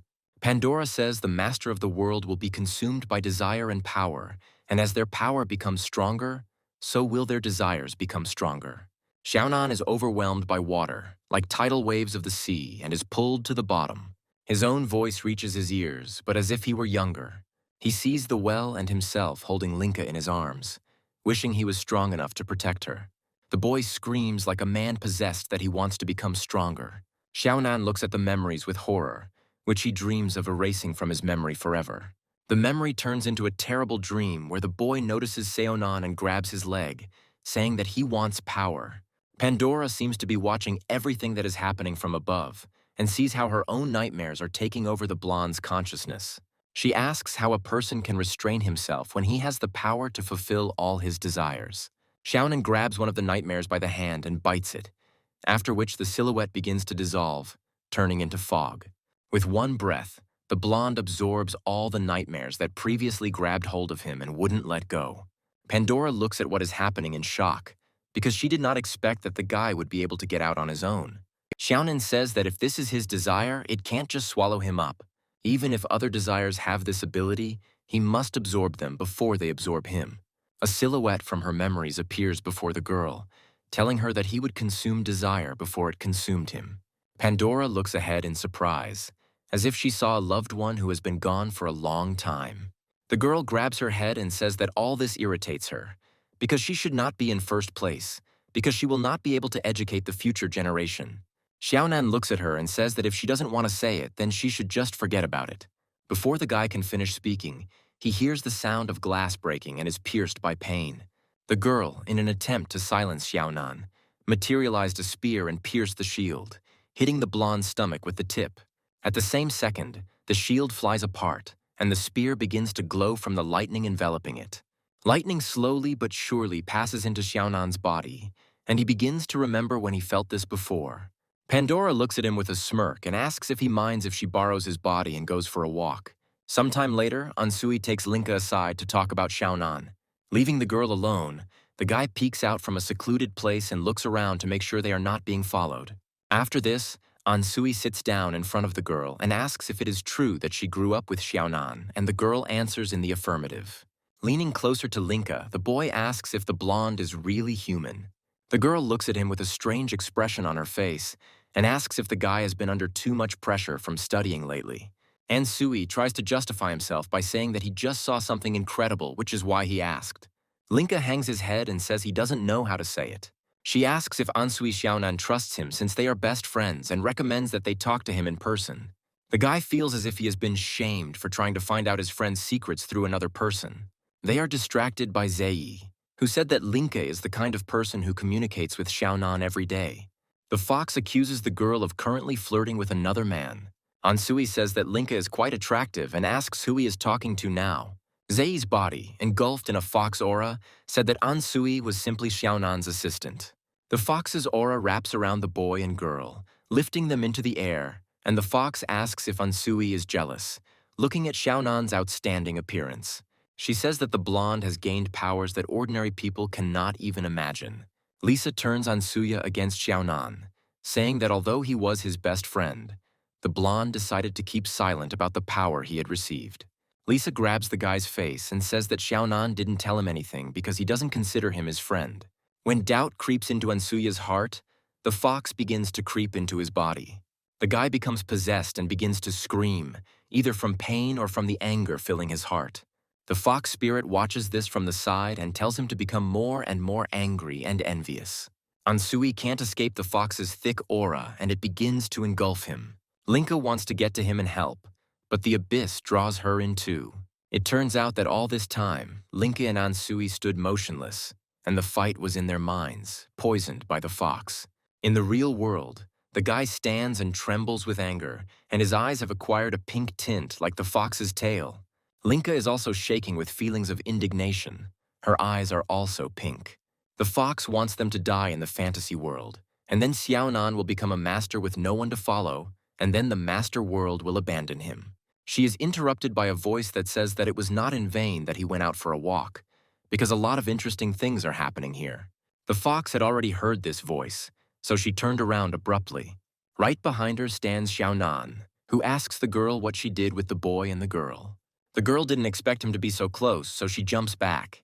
Zei asks if Xiaonan remembers her, and the fox spirit thinks that she was able to save her strength since he came to her himself. Xiaonan says he remembers Zei well because they sat at the same desk in elementary school. The boy looks at his friends and sees Linka, and the fox understands that it will be difficult for her if she is exposed right now. The girl decides to act preemptively in order to hide the truth with her behavior. She suddenly walks up to Xiaonan and throws herself into his arms. The girl begins to confess her feelings, saying that since she was 6 years old, she had been very worried about him, but the guy did not pay attention to her. She asks if Xiaonan knows how much she loves him, and the fox thinks that with such close contact, the guy will not be able to detect the illusion. However, as soon as she looked up and into the guy's eyes, she began to shake. Xiaonan's body now contains Pandora, who demands that Zei show him her true body. Pandora's hypnotic gaze fills Zei's entire mind. They are transported into space, and the fox is surprised that her power has dissipated. The spirit looks around and sees the silhouette of Zei, who has also been transported into this space. She lunges at the girl, saying that she doesn't want to go back to her master anymore and doesn't want to be a beast anymore. The girl tries to defend herself and asks for help, after which the fox's blow is reflected by a yellow glow. Without waiting for the blow, Zei decides to see who saved her. Xiaonan appears in front of her with a sword in his hands and asks if the girl is okay. Lisa says that even Lord Xi Chen can't send her back to space, but Xiaonan did it without any difficulty. The girl transforms into a huge fox with many eyes and says that it is impossible to kill her in this space. Xiaonan remains calm and hands Zei the sword, causing the girl to cry out in surprise. The guy says that in this world, only she can save herself, so she needs to hold the sword tighter. The girl looks at Xiaonan and decides to follow his advice. The guy helps her hold the sword and says that this is a rare opportunity so she can say anything. The fox lunges at the girl, ordering Xiaonan to hand over the girl's body and disappear forever. The guy gives the signal and Zei braces herself, deciding that now she must stand up for herself. The girl swings her sword and wishes them luck on their college entrance exams. With one swing of her sword, the girl cuts the fox into pieces. Dissolving into thin air, the fox does not regret what happened and says that she is finally free. The fox's huge body dissolves into space and a weak ray of light falls on Zei's hand. The next second, the beam goes out and a small sleeping fox the size of a palm appears on the palm. The fog brought by the fox begins to dissolve, and the boy and girl find themselves back in the alley next to the school. Xiaonan holds Zei and says that he will always remember her, but she should forget it, because it is just a dream. The girl opens her eyes and asks again if it was all just a dream. But she was so tired from everything that had happened that without waiting for an answer, she fell asleep in Xiaonan's arms. After everything that happened, the school children headed to the infirmary. They carried Zhe there and went out into the corridor, where Xiaonan told them that they had suffered from a gas leak. Ansui was surprised, but the blonde explained that the pipes in that alley were a bit old. Ansui said that he had a severe headache and felt as if he was having a nightmare. Linka says that thanks to Xiaonan, who found them in time, Zei was not seriously injured and will recover soon. Ansui ran away, saying at the end that when the classmate woke up, she would question Xiaonan. The boy and girl watch their friend, but suddenly Linka says that Xiaonan is not who he claims to be.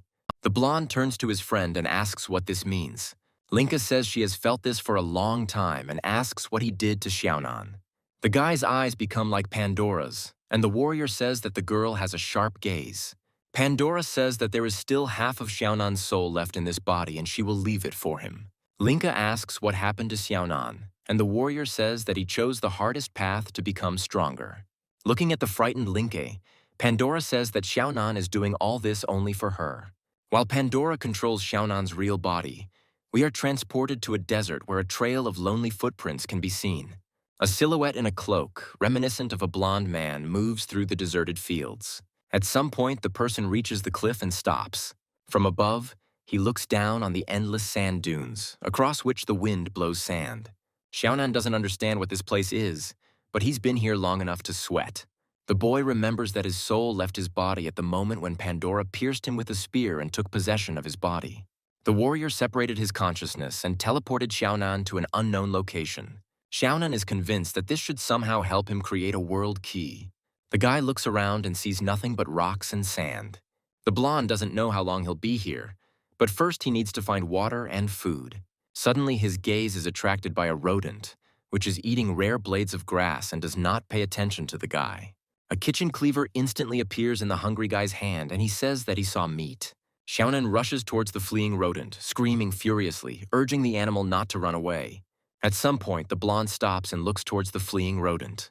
The animal noticed the threat too late and froze in place as a huge shark-like creature emerged from the sand. Jumping out of the sand as if from the depths of the sea, the sand shark ate the rodent and dove back into the sand. The wind picked up the sand that had risen into the air and flew towards Xiaonan, blocking his view. The blonde noticed that the shark was heading towards him, and he started to run away, asking why such an unreasonable creature appeared in the desert. Despite Xiaonan's speed, the shark caught up with him without any problems, causing the guy to become indignant. The guy understands that he won't be able to escape from the sand shark, so he decides to attack first. Jumping into the air, he causes the shark to emerge from the sand, after which he materializes an explosive glove. When the shark opens its mouth to swallow the blonde, the glove sends a blast wave towards the predator. Xiaonan lands on his feet and asks if this is enough for the monster to eat. The shark's mouth is burning and it lets out a terrible howl of pain. The shark's convulsions create a whole wave of sand that sweeps the blonde off his feet. Xiaonan is unable to resist this and is buried under sand and small rock fragments. When the guy manages to get up from the ground, he realizes that his left arm is broken. He remembers Pandora's words that if he dies in a state of mind, then he will truly die. Xiaonan raises his good hand up and summons the God Soldier record. Before the shark can reach him, a rocket appears in front of the guy, on which he escapes. Xiaonan thinks that if he hadn't been able to dodge and that creature had bitten him, the boy would have definitely died. However, he rejoices too soon because, distracted by the shark that was chasing him, he does not notice the sandy hand blocking his path. When Xiaonan notices the threat, it is too late and he crashes into the object. The rocket dissolves into thin air and Xiaonan falls onto the sand, breaking several ribs. The guy looks up at the strange object and hopes that it is not death. Xiaonan looks at the object towering above him and asks if they have any textbooks for beginners. His eyes begin to close, but through the darkness he hears Linka asking him to wake up. Xiaonan finds herself back in the well, sees Linka, and asks her for forgiveness for what happened to her legs. The girl hugs the blonde and says that even now he still worries about her. Xiaonan looks up at the light that barely reaches the bottom of the well and says it hurts. The image of the well changes to a huge humanoid monster with huge hands. It stretches its hands towards Xiaonan, and he begins to think about how it has started to get dark around. Before the monster can touch the blonde, he is hit by shots that force him to change his movement coordinates. A huge head with one hole resembling an eye turns in the direction from which the arrows came. At a distance from them, on a sand dune, stood a large metal cat, on which sat a red-haired archer. She pulled back the bowstring and fired another shot straight into the monster's chest and quickly descended towards Xiaonan. She grabbed the guy by the collar, who was on the verge of life and death. While the monster was still in the dark, she threw the guy's body in front of her onto the cat and they began to move away. Xiaonan looked at the girl in surprise and asked who she was and why she saved him. The girl looked at the blonde and, wiping the saliva from her lips, said only 2 words: man and food. Sand rose into the air behind the cat running through the desert. The girl held Xiaonan tightly by the collar, and it began to dawn on her that she called him food. The stranger periodically glanced at the blonde, and her drooling continued. Xiaonan decided that he needed to escape and began to materialize weapons. Having created something resembling an anchor on a chain, the guy threw it into the sand. The anchor caught on something hard, stopped, and Xiaonan was able to escape from the girl's hands. The guy landed on his feet but hit his left arm, so he said it hurt. As soon as he raised his head, a rope was thrown around his neck. The girl stopped and threw a lasso around the guy's neck, preventing his escape. The girl pulled him towards herself with force, continuing to say that the guy was her lunch. Xiaonan is too weak after the encounter with the monsters and begins to approach the girl against his will. Suddenly, the sand under the big cat's paws begins to move and they begin to get sucked in. The girl looked around and said that they had fallen into the clutches of the god of death. White thorns appeared in a circle around Xiaonan and the girl, resembling the fangs of a large creature. The guy started looking around, trying to figure out how they could escape. Before the giant creature's mouth closed, the girl jumped off the cat, pulling Xiaonan down with her. The body of a huge needle-like worm began to emerge from the sand dunes. This monster with many sharp teeth went after the girl and the boy in an attempt to eat them. The girl continued to pull on the rope that was tied around Xiaonan's neck, and it began to irritate him. Having materialized a sword, the blonde cut the rope. The guy turned towards the monster, thinking that at this rate, sooner or later, they would catch up with him. The death god stopped in front of Xiaonan, looking forward to it, and the boy said that they would fight to the death. Out of the corner of his eye, the blonde sees a frozen girl and wonders if she's going to fight with him. The girl, in turn, looks at Xiaonan in shock and asks if he is a soldier. The guy is distracted for a second and asks how she found out about this. However, he is distracted by a sharp sound coming from somewhere above. Looking up, Xiaonan notices a silhouette high in the sky, standing on a small platform floating in the sky. Obeying the man's command, the sand begins to rise upward, revealing the body of the god of death. The guy with white hair pulls the sand towards himself, and we see familiar green pixels. At the stranger's command, the sand turns into a multitude of swords. The guy swings his hand, thereby directing all the swords towards the monster. The huge swords, although made of sand, are very durable, so they pierce the monster's body right through.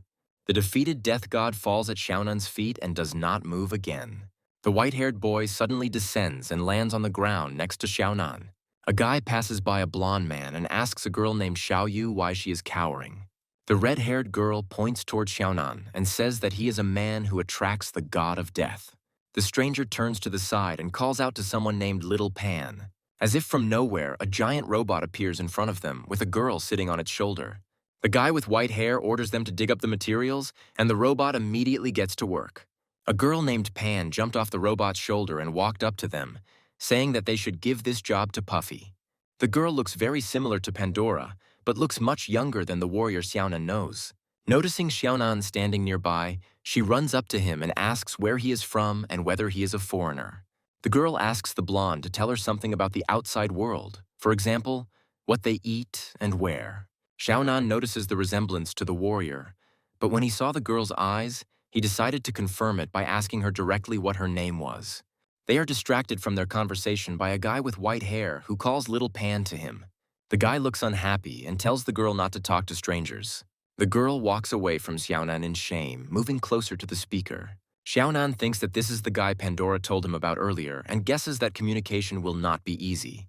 A white-haired guy approaches a blonde guy and asks his name. After learning the name, the guy says that he understands his intentions, but cannot give Xiaonan what he needs. The blonde looks back at him and doesn't understand what the guy is talking about. Xiaonan decides to ask him what he means, but the guy rushes at him and wounds the blonde in the stomach. It was as if all the strength had been taken from the blonde's body and he fell onto the sand, unable to stand. Veins spread across Xiaonan's forehead and he shook, asking the white-haired boy what he did to him. A sword is stuck into the sand next to the blonde's face. The stranger sits down next to the blonde man and apologizes to him, saying that Xiaonan is not yet qualified enough. The guy says that Xiaonan wants quick access and his desires consume him, but the guy himself does not understand this. The stranger gives the blonde a sword and says that he must do it himself. Sometime later, Xiao Yu, Little Pan, and the white-haired boy are riding through the desert on the puffball. Pan asks the guy if this is the man she was told about earlier and if his brother will do with him what he said. The boy strokes Little Pan's head and says that one day the time will come. A system cube, which Xiaonan had previously used, appears on the white-haired boy's hand. The guy admits that he is very disappointed with this meeting. Meanwhile, Xiaonan tries to get up from the ground, leaning on the abandoned sword, and looks after the departing squad. While the blonde man tries to find a way to create the key of the worlds, we are transported to the lair of Xi Chen, the master of the beast world. He asks his subordinates why the fox girl did not return after the mission. No one answers him, so he turns to the system and asks if they are afraid of him. Xi Chen says he won't kill them for what they say, so he waits for an answer. However, he still doesn't receive an answer, so after some time he says that it doesn't matter. The man throws small colored balls on the table and says that since they are afraid of him, they can take their animal soul and leave. The wolf closest to the table grabs the sphere with its soul.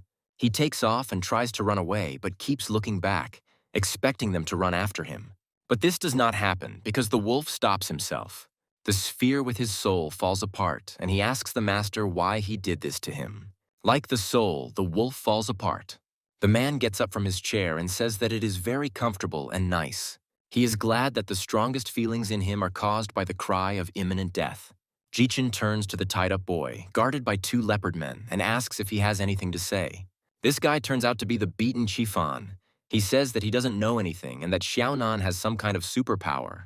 He says that he saw a guy create a rare weapon, so he decided to pay him some money to make a weapon for him too. The man snaps his fingers and says that in that case, he doesn't need Qifan. One of the leopard men guarding Qifan releases his claws, preparing to deal with the guy. With the threat of death, the guy decides to tell something else, so he begs them to stop. He tells about his meeting with Xiaonan at the city dump, which attracts Xi Chen's attention.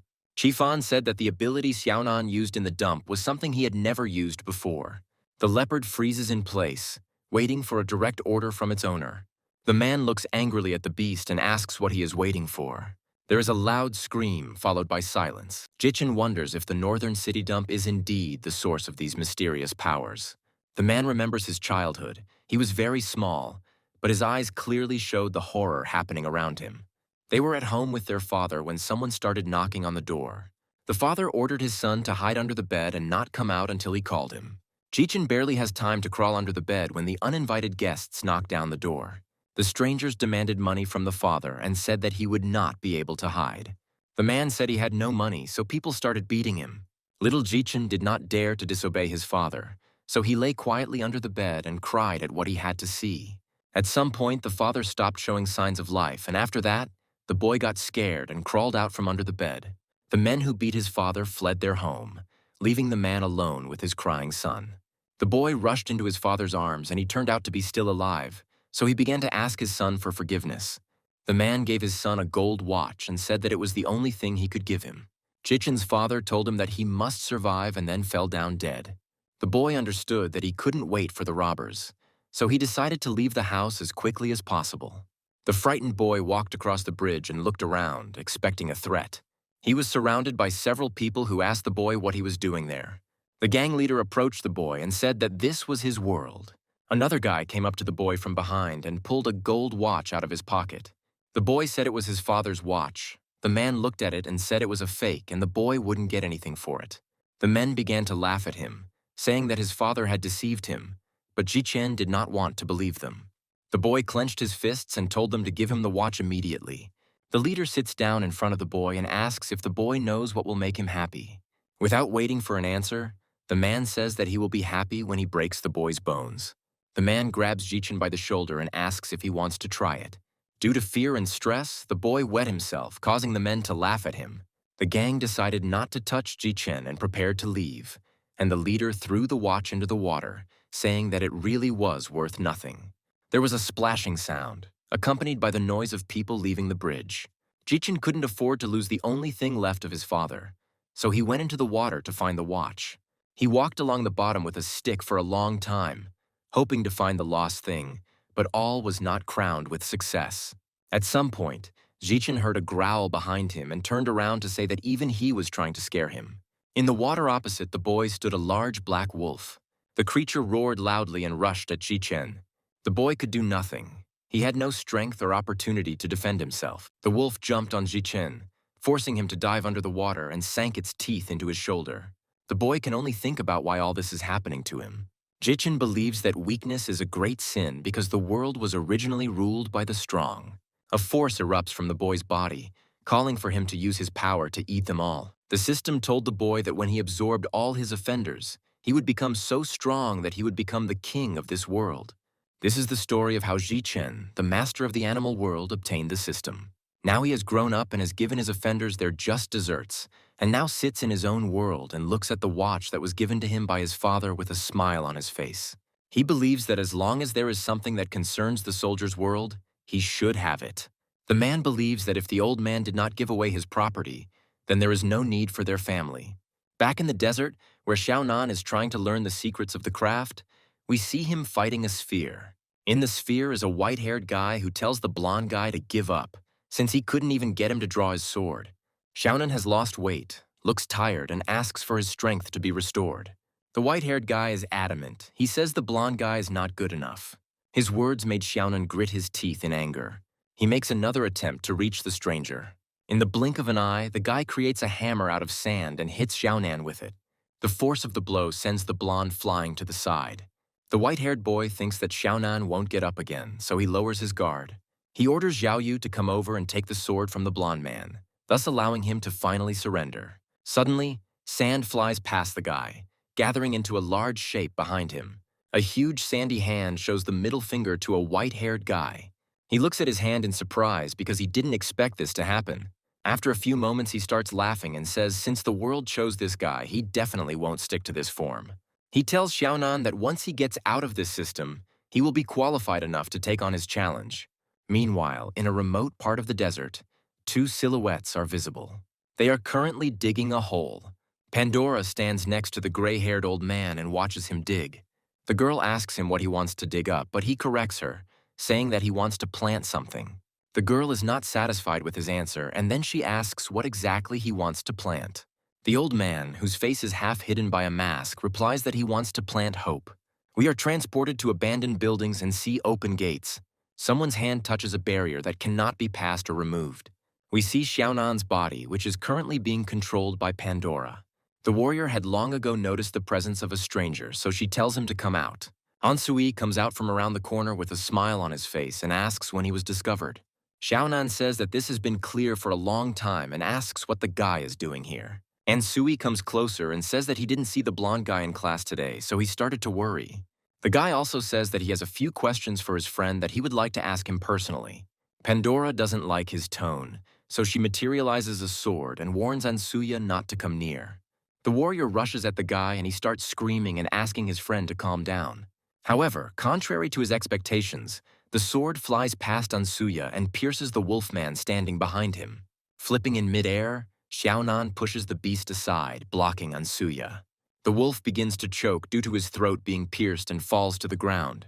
Xiaonan comes closer and presses his foot on the wolf's face, pinning it to the ground. A frightened Ansui runs closer to his friend. He asks Xiaonan what just happened. Pandora thinks that Ansui in the blonde's memories always remained the best friend who could be trusted. Xiaonan says that he has obtained the power of the soldier world, which is the power of the animal world, and that they can absorb each other to become stronger. Ansui thought it was just superpowers, but now he understands why so many strange things have happened recently. Ansui asks if they can both become stronger without engaging in fighting and killing. Xiaonan looks at the boy and asks if he has heard of the Dark Forest Law. The blonde man explains that in the Dark Forest, you can't judge whether your companions are good-natured, because you can't tell whether you are the hunter or the hunted. Xiaonan extracts the soul from the beast, and Pandora thinks that the quality of this soul is too low. Ansui meanwhile asks whether Xiaonan is the hunter or the hunted, and he replies that he is, of course, the hunter. Pandora thinks that all of this could be considered a bow and arrow that Xiaonan is temporarily unable to use. The guys don't say anything else, but something attracts Ansuya's attention. He rushes toward Xiaonan and knocks him down, saving him from the refrigerator flying towards them. A few moments later, the boys find themselves on the ground, and Ansui pins the blonde down. Pandora became embarrassed and began to push away the bewildered Ansuya, shouting that he did not dare touch her. Suddenly a voice is heard saying that they did not expect to see such an unexpected harvest here. A crowd of beastmen heads towards the guys, wanting to catch Xiaonan in order to become the strongest under the master's command. The blonde hands Ansuyu a bat and he asks in fear what kind of monsters these are. Pandora wonders what could have happened to Xiaonan that it even affected her own powers. The blonde man begins to fight off the animals and shouts at Ansuyu to run away as soon as he has the chance. The guy wields the bat well and fights off the animals that approach him. Hearing Xiaonan's words, he tells him not to joke, because they will only leave together. As soon as he finishes his sentence, his gaze freezes. Looking down, Ansui sees several claws sticking out from his stomach. Xiaonan looks angrily at the culprit of this incident, Xi Chen. The man looks back at him with glowing red eyes and says that their first meeting has finally happened. We are transported back to the desert and see a cave illuminated by a large hole in the ceiling. Xiaonan can be seen through the metal gate, holding a huge cannon in his hand. He just tried to pass the white-haired guy's test again, and now he's trying to catch his breath. Xiaonan asks if he did it, and the guy replies that he completed the task even faster than he did. The stranger thinks that now the warrior world has hope and orders the blonde to descend. Xiaonan managed to complete the task and defeat the huge desert scorpion. Now the boys leave the battlefield together, and the mentor says that the blonde's powers have reached the level of 2 stars and even higher. He praises Xiaonan for his unrivaled imagination, but says that it is still quite small, which limits the warrior. After listening to the comments, Xiaonan says that even with his strength, he still can't create a dual-star weapon. The white-haired guy says that the blonde guy will be able to do this when he can see the world clearly, and then he will get the answer to getting the key to the world. Xiaonan doesn't understand what he's talking about, and then the mentor says that everything in this world has its own soul. There is a soul in a small pebble and a mountain range, in the earth, the sea, and the sky. As the master of the soldiers, Xiaonan must see souls and use their power to forge the soldiers' destinies. The secret to achieving true 2 stars is to unite souls. Different types of showers have different uses, so if there are products that work well with others, that's the key. Xiaonan asks how one can see souls, and the master says that he will see them when he experiences a vibration at the moment of separation of his soul from his body. The blonde thinks about his words and tries to figure out how he can separate the soul from the body. His thoughts are interrupted by an inner voice that says that Xiaonan must return urgently. The mentor does not hear this voice, but from the blonde's reaction, he understands that it is his time to get out of here. The elder says that the boy has already learned everything he needs to know, and he will understand the rest later. Watching Xiaonan disappear, the mentor tells the blonde to call him master the next time they meet. Xiaonan's soul begins to return to his real body, displacing Pandora. He is held by the neck by Xi Chen, who says that despite the fact that he gave him so much time, Xiaonan has disappointed him. The blonde tries to understand where he ended up, but his gaze falls on Ansuya lying on the ground. The man holds Xiaonan by the neck in the air, preventing the boy from speaking properly. Xi Chen says that people like Xiaonan cannot obtain such power and there is clearly something wrong here. The man's eyes burn with anger and he summons one of his beasts. In the blink of an eye, a huge snake appears above their heads. Xi Chen says that he doesn't want to waste his precious time talking to a person like Xiaonan. The man orders the snake to eat the blonde man and the beast immediately opens its mouth, preparing to swallow its victim. Before Xi Chen can throw Xiaonan into the jaws of death, his hand holding the blonde is cut off. The blonde seemed to gain strength and managed to escape from captivity, leaving Xi Chen and the snake alone. Xiaonan's speed of movement allowed him to pick up the unconscious Ansuya and escape. Xi Chen climbed onto the snake's head and ordered his subordinates to give chase. The beastmen rushed after Xiaonan, fulfilling their master's order. The blonde knew he couldn't escape that easily, so he turned around and started creating obstacles. Several concrete pillars appeared from the ground, blocking the animal's path. Ansui woke up and asked why he felt that Xiaonan had changed a little, but the blonde asked him to keep quiet. The friend smiles and asks not to worry because he is healthy, But when talking, blood starts flowing from his mouth. Ansui laughs and tries to get up, saying that he doesn't even feel pain. However, as soon as Xiaonan stopped holding him, the boy fell to the ground. Suddenly, Pandora appeared next to them, examined Ansuya, and said that his injury was too serious. She turned to Xiaonan and said that they needed to move him to a safe place for a while. The girl doesn't hear an answer, so she tries to call the blonde again.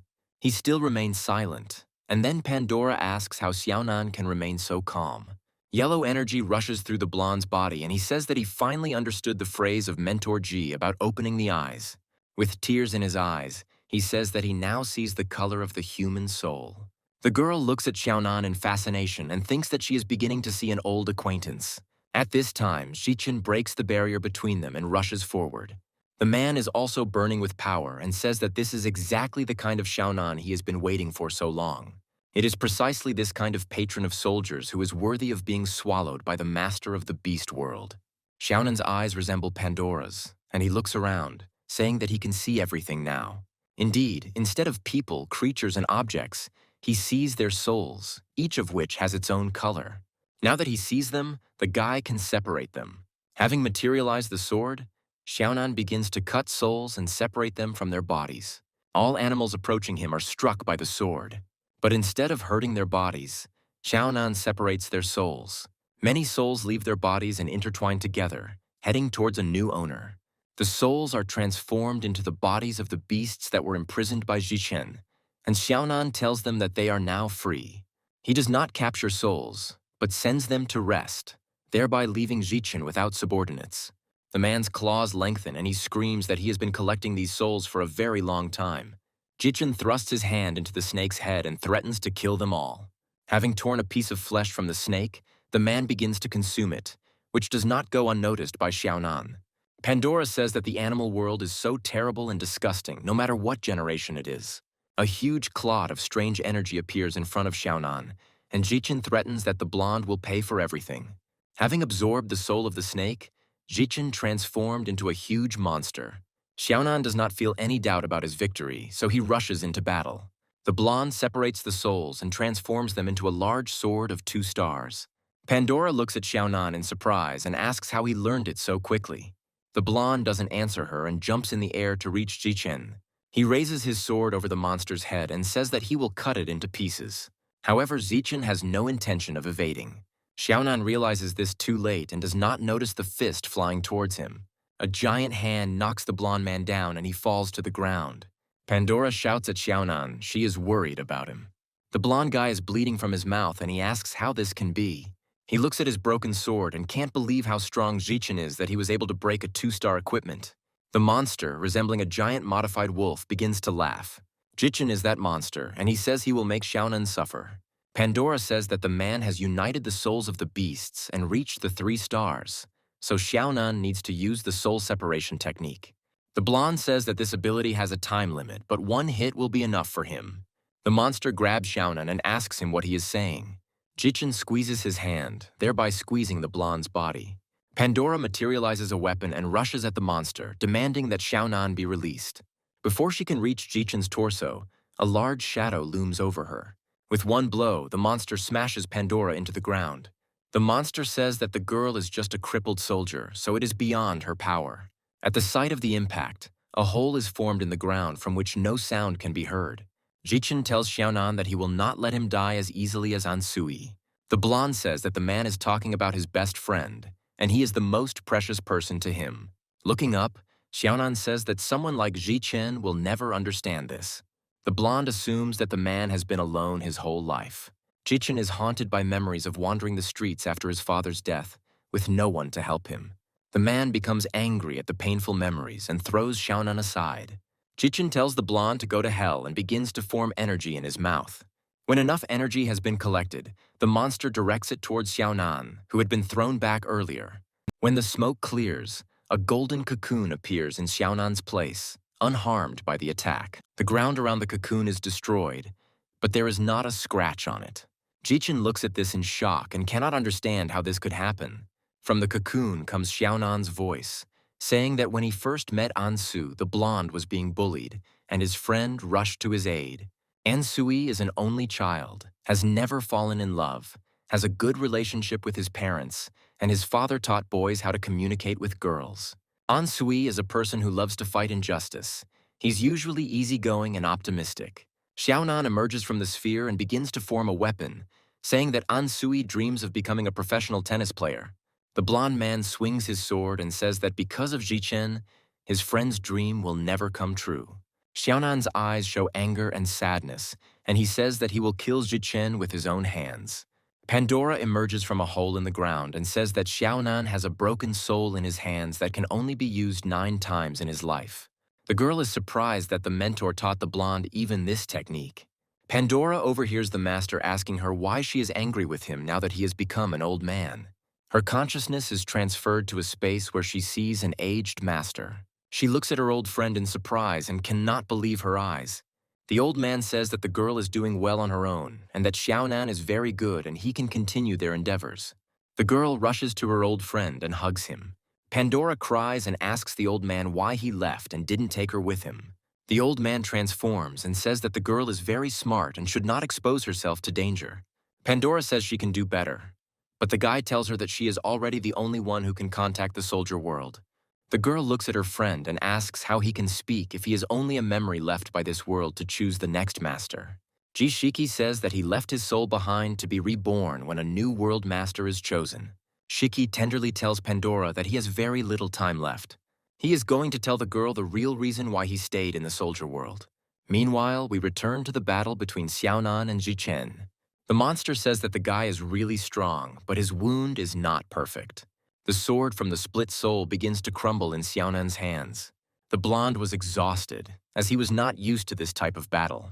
His gaze is drawn to lightning coming from a hole in the ground, and he feels the tremors of the soldier's world. Pandora appears next to Xiaonan and tells him to grab this energy as it was sent by Shiki. Before the blonde can react, Xi Chen punches the hole with his fist. Grabbing the energy, he brings it to himself. Xi Chen examines the energy, saying that it now belongs only to him. The monster says he feels great power. Xiaonan and Pandora freeze in place and don't know what to do now. Xi Chen opens his mouth and is about to absorb the energy, saying that now no one can stop him. Before he can do so, 2 arrows are pierced through his arm. Xiaonan holds a crossbow in his hands and says that Xi Chen must not forget about him. The monster wants to grab the blonde, but there is a thread attached to the arrows, which gets his hand tangled. Xiaonan fires several shots into the ground on one side of Xi Chen, after which he shoots several more times in the opposite direction. Xi Chen's arm is immobilized and he realizes that Xiaonan used steel wire. Having partially immobilized his target, Xiaonan puts away his crossbow and lands in the distance. The blonde thinks that this wire is made of the strongest material he can synthesize, so he will stop the monster. Xiaonan notices Pandora walking past him towards Xi Chen. She asks if the blonde really didn't understand what the girl told him earlier. Pandora creates a weapon and says that with his current strength, Xiaonan won't be able to stop the monster. The girl walks towards Xi Chen and tells the blonde to leave everything to her and run away. Xiaonan says that Ansui died because of Xi Chen, and the girl wants him to just run away. The blonde says that he is a master of the soldier world, so he will be able to figure out the enemy's weak point and defeat him. Pandora looks at Xiaonan doubtfully. She remembers Shiki's words that she could help Xiaonan just as she helped him. An old friend told her that if she stayed with the blonde man, she would feel endless possibilities and hope. Pandora smirks and says that the old man brings her a lot of difficulties. Her good memories are interrupted by Xi Chen's voice, who says that they are very naive. The monster says they can't stop his evolution. Xi Chen collects energy in his mouth and directs it to his right hand, which is chained to the ground. Xiaonan guesses that he wants to be freed, so Pandora says that they must not let him evolve or he will destroy the entire city. The blonde looks at the monster in amazement and does not understand why he does not feel pain. There is a loud roar, and the dust that rises into the air hides Xi Chen's body from Xiaonan's sight. A large metal paw hits the ground, and Xi Chen says that pain is just a word he is familiar with. However, for such a generous reward, it is not worthy of mention. Now the monster's entire body is covered in metallic golden armor, and Xi Chen says that he has managed to get close to the 4 stars. The monster throws his paws up and laughs, saying that he is experiencing a wonderful feeling. Xiaonan barely holds on to avoid being blown away by the strong wind currents and thinks about how he allowed Xi Chen to succeed. When the blonde manages to raise his head, he is frightened by what he was able to see. Pandora rushed at Xi Chen with a spear in her hands. However, this did not go unnoticed by the monster, and he is already preparing to throw the girl aside. Their attacks collide, causing a flash of light to appear. Seeing this, Xiaonan recalls one sunny day. The streets are filled with people rushing about their business. Xiaonan goes about his business. He says he was going to go out and relax. Noticing a silhouette behind him, he asks what the girl is doing here, since he has already defeated her. But the girl says that this dimension is not at all like reality. Pandora comes to meet him, dressed in clothes that are unusual for her, and says that the guy has no idea what she is capable of. Xiaonan asks where she got these things, and the girl says that she used his internet account to buy them. Pandora says that within a year, she will surpass Xiaonan in every way. The guy turns away and says that it is, hoping that the girl will leave him alone. Xiaonan tells her not to wander around here because an eccentric person like her could be caught up in the investigation at any moment. Pandora was outraged by his words and said that he should watch himself more carefully. The girl's speech is interrupted by a loud sound that resounds above her head. A large plane flies over the city. The girl sees this object for the first time and it makes her scared. With a scream, she rushes towards Xiaonan and hugs him, hiding her face.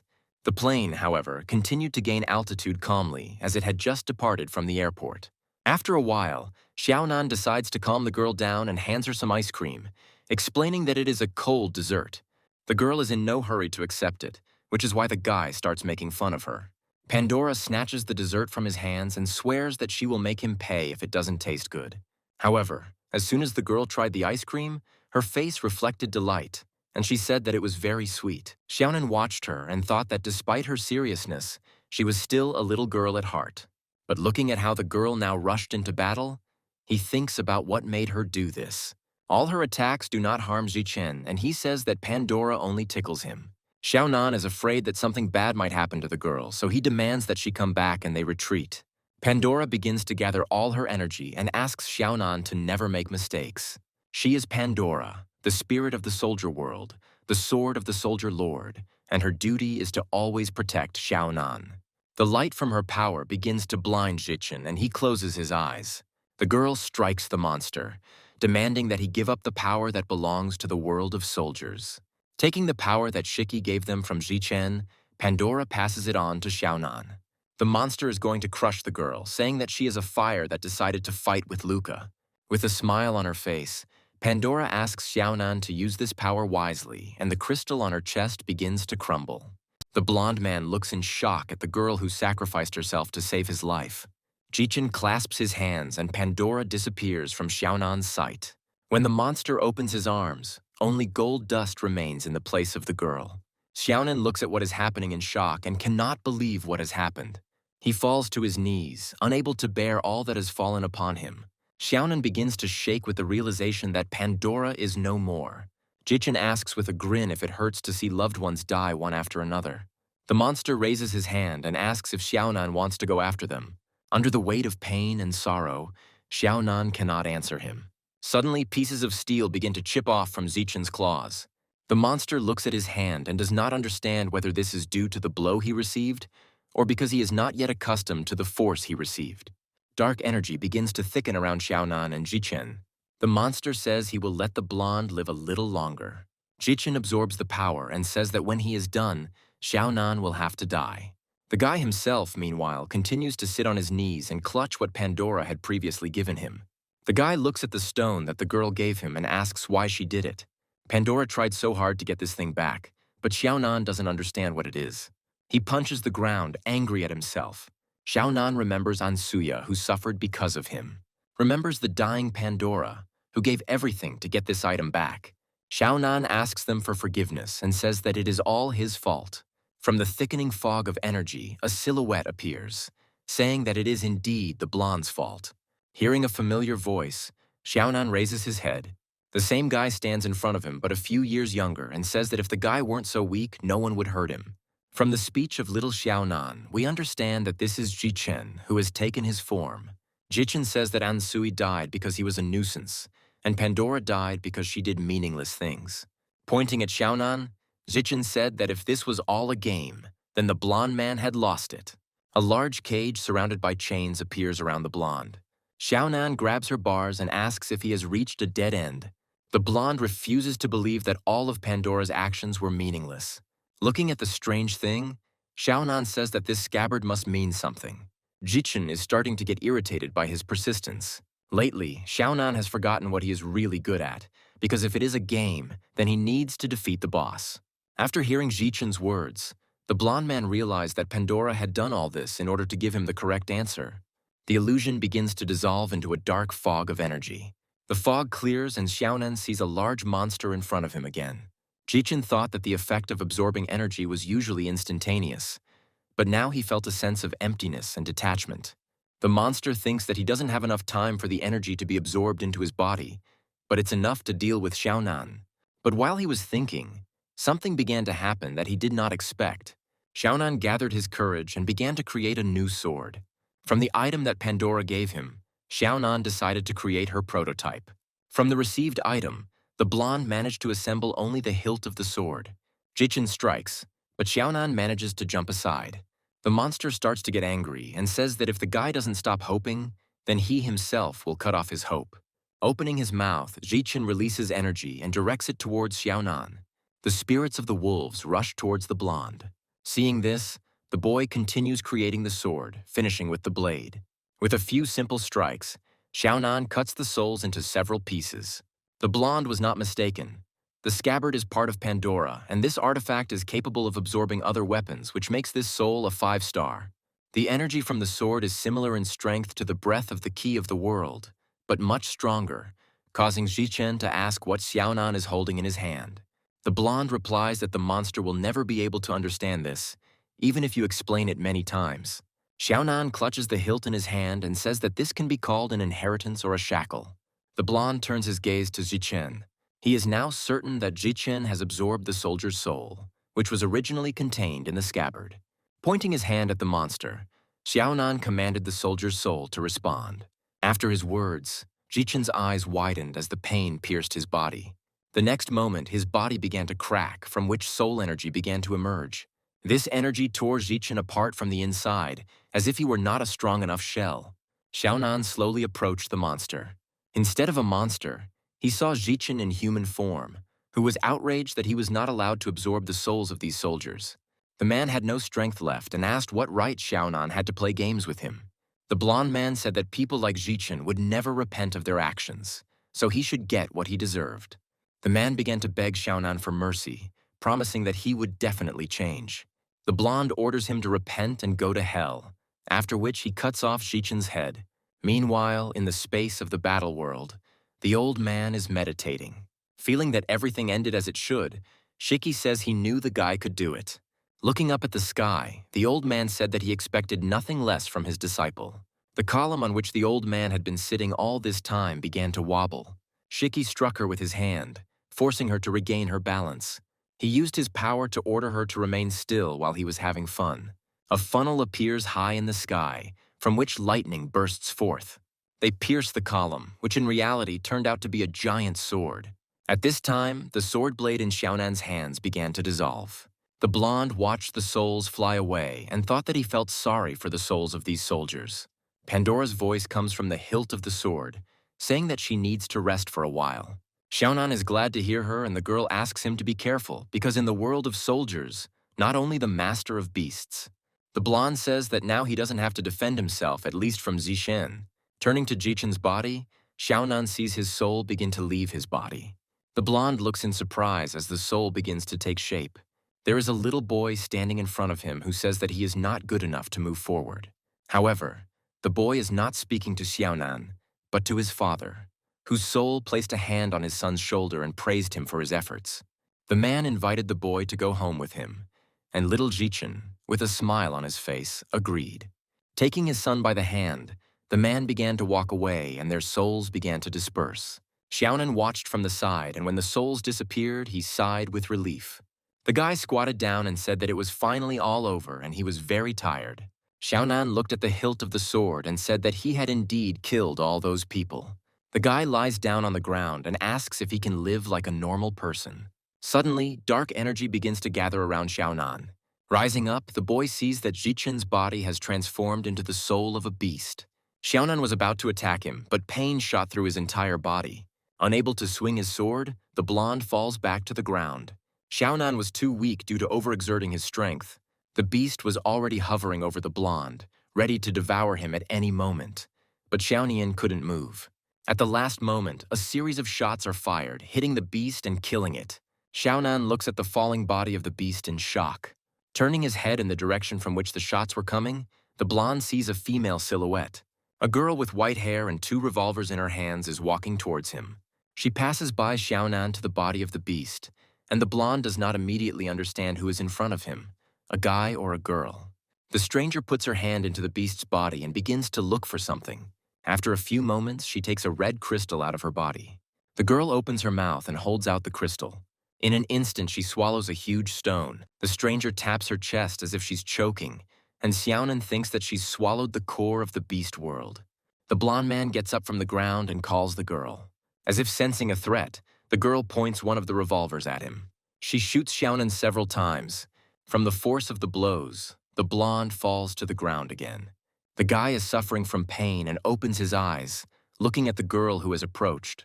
The stranger pointed a revolver at him, and Xiaonan thought that she was going to kill him now. However, she is prevented from doing so by a voice that orders her to stop. The stranger turns around and sees a dark-haired woman wearing glasses who is about to kick her. The blow was so strong that it broke the concrete surface, but the girl managed to jump to the side. Having shifted her center of gravity, the woman is about to deliver another blow. At that moment, the white-haired girl took 2 grenades from her belt and pulled out the pin. 2 activated grenades were thrown towards the woman who was shielding Xiaonan. The guy was very exhausted and thought that reinforcements had arrived for Xi Chen. The grenades explode, but the force of the explosion does not pass through the woman, saving Xiaonan. Due to the explosion, the brunette's arms were exposed, and it became clear that they were made of metal. The woman says that the target has disappeared and reports that the Zheng family is going to intervene in this matter. Xiaonan hears many footsteps slowly but surely approaching them. Several people in combat uniform approach the blonde man and put a metal collar around his neck. Xiaonan wants to ask what all this means, but before he can finish speaking, he loses consciousness. The woman on the phone reports that the soldier master has been successfully captured, but the soldier world has been taken away by the Zheng family. She informs Mr. W that they are a little late. The man says they have done a good job and orders the master soldier to be brought back. Mr. Yu hangs up and we see that he is not alone in the office. Next to him sits Linka, who looks sad.